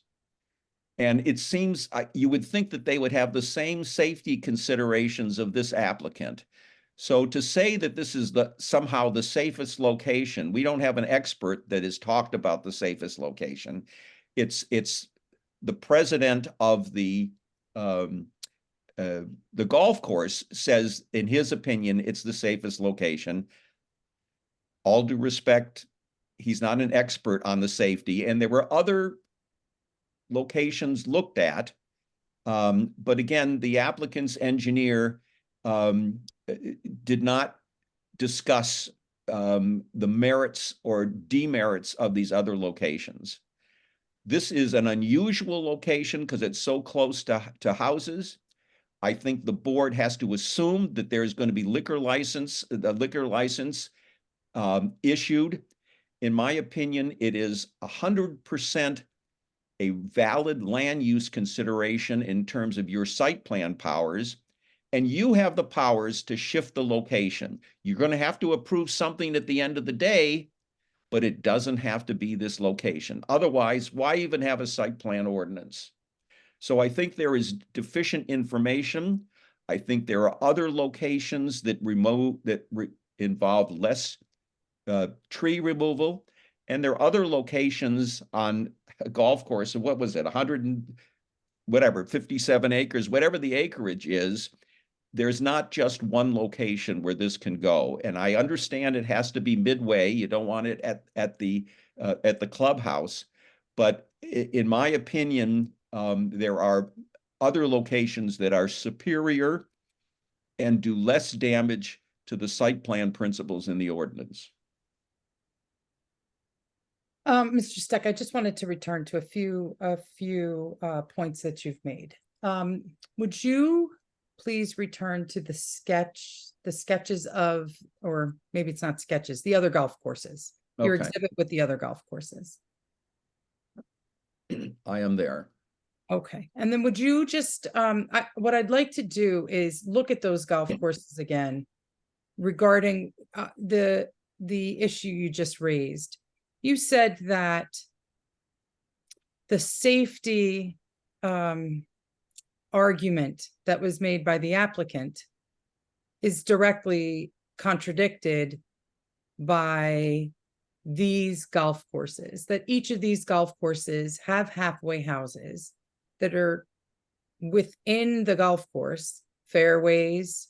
And I just want to make sure that we scroll through. Okay, so just to concentrate the relationship of where the building is with respect to the fairways and greens. So this is Rock Spring.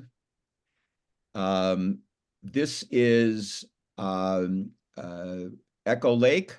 And again, you see sand traps by it. So clearly this is in an area that's potentially in play.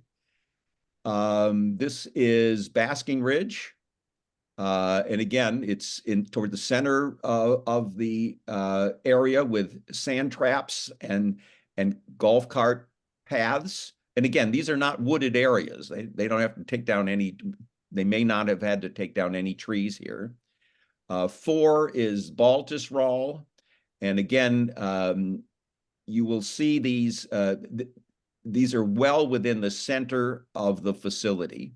And there are sand traps near the facilities. So clearly there may be errant golf balls that come near these. 5 is the Plainfield Country Club. No golf ball problems here, just I guess tennis ball problems because it's right by the tennis court.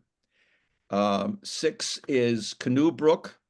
Again, here's an example of where it is. Now this is a little further away, but again, near a path. Even though carts are encouraged to travel the paved paths, they're still golf balls. Not every golfer is as good as another golfer. At least I can speak that way personally. 7 is Upper Montclair, and again, this is located near the fairways. This is a larger building, and that's it. Okay. And so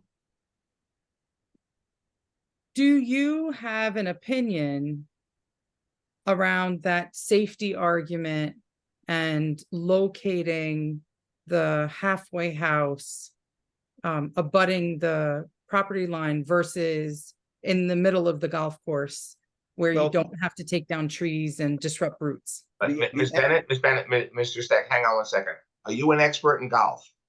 And No, the trajectory of golf balls? Ms. Bennett, he can't testify on something. He's not an expert when you're talking about safety. That you can't do. You can testify. all I can Wait, say, wait. You can testify on safety. You can testify on many things. But you're testifying on safety of a golf course. If you tell us you're an expert in that, I'll let the testimony. I can tell Not you expert. that I live near the Maplewood Country Club. My back property line was the line of the country club. And I can tell you that I had windows broken.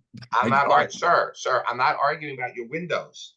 I'm saying, are you an expert to look at this golf course and articulate safety? If you I are, can, go right I ahead. can comment on the testimony of the applicant. They're going to keep their golf carts on the fairway. So the applicant said that the golf carts are going to stay on the fairway and the occupants are going to walk to this. Now, if the golf courts are on the fairway, that tells me that there may be golf balls that are on the fairway. And again, there are other locations. There's a wooded area across the fairway to the north on this property that's has the same little cluster of trees, and it even has already a paved path. So you would think that if someone put a paved path there, it's not a dangerous location. I'm just suggesting that there are many other locations that are at least equal in terms of safety. I'm not arguing. So at this point, Mr. Chairman, can I ask a question? 1 minute. Ms. Bennett, Mr. Steck, Mr. Smeraldo, we're gonna have to carry this. This meeting has gone over 11 o'clock and it's time. I literally have one more question of Mr. Steck.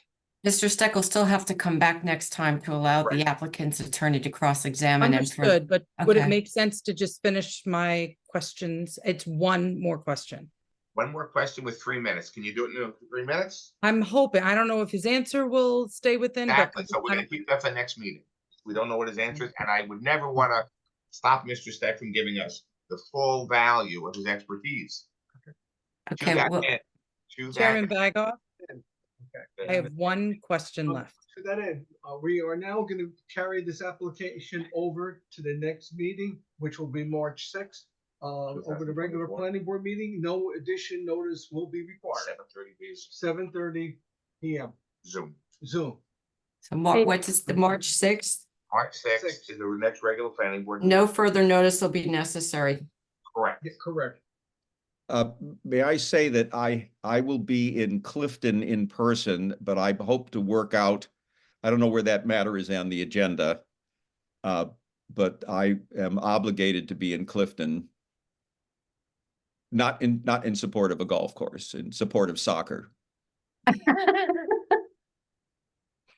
But I'll try, since this is by Zoom, I'll You can try to squeeze work us out in. scheduling. Okay. Careful, Mrs. Speck. I'm a certified FIFA referee. I'll give you a red card. Okay.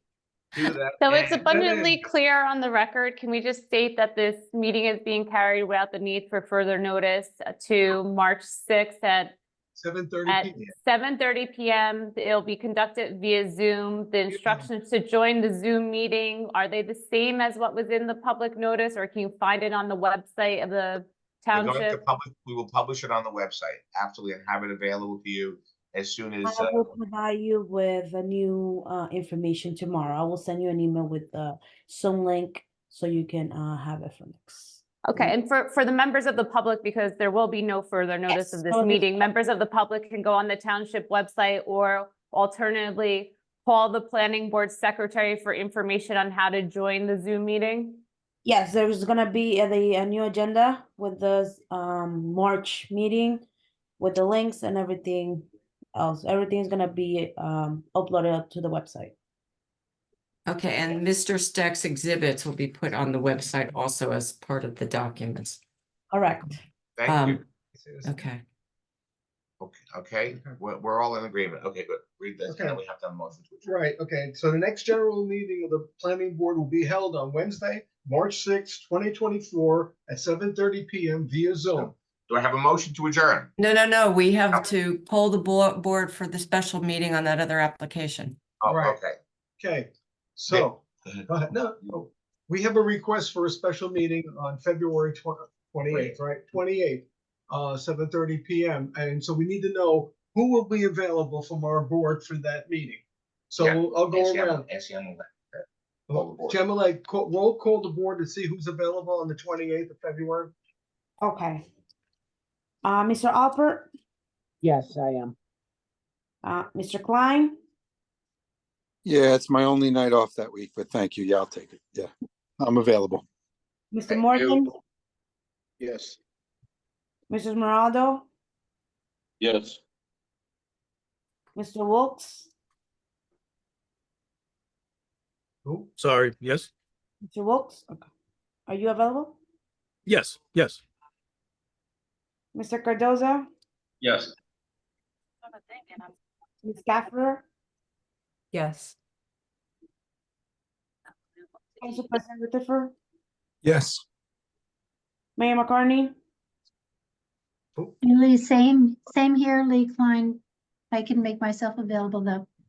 okay. You get one night off that week too, and you got to use it. Yeah, not really. Environmental Commission meeting. Mr.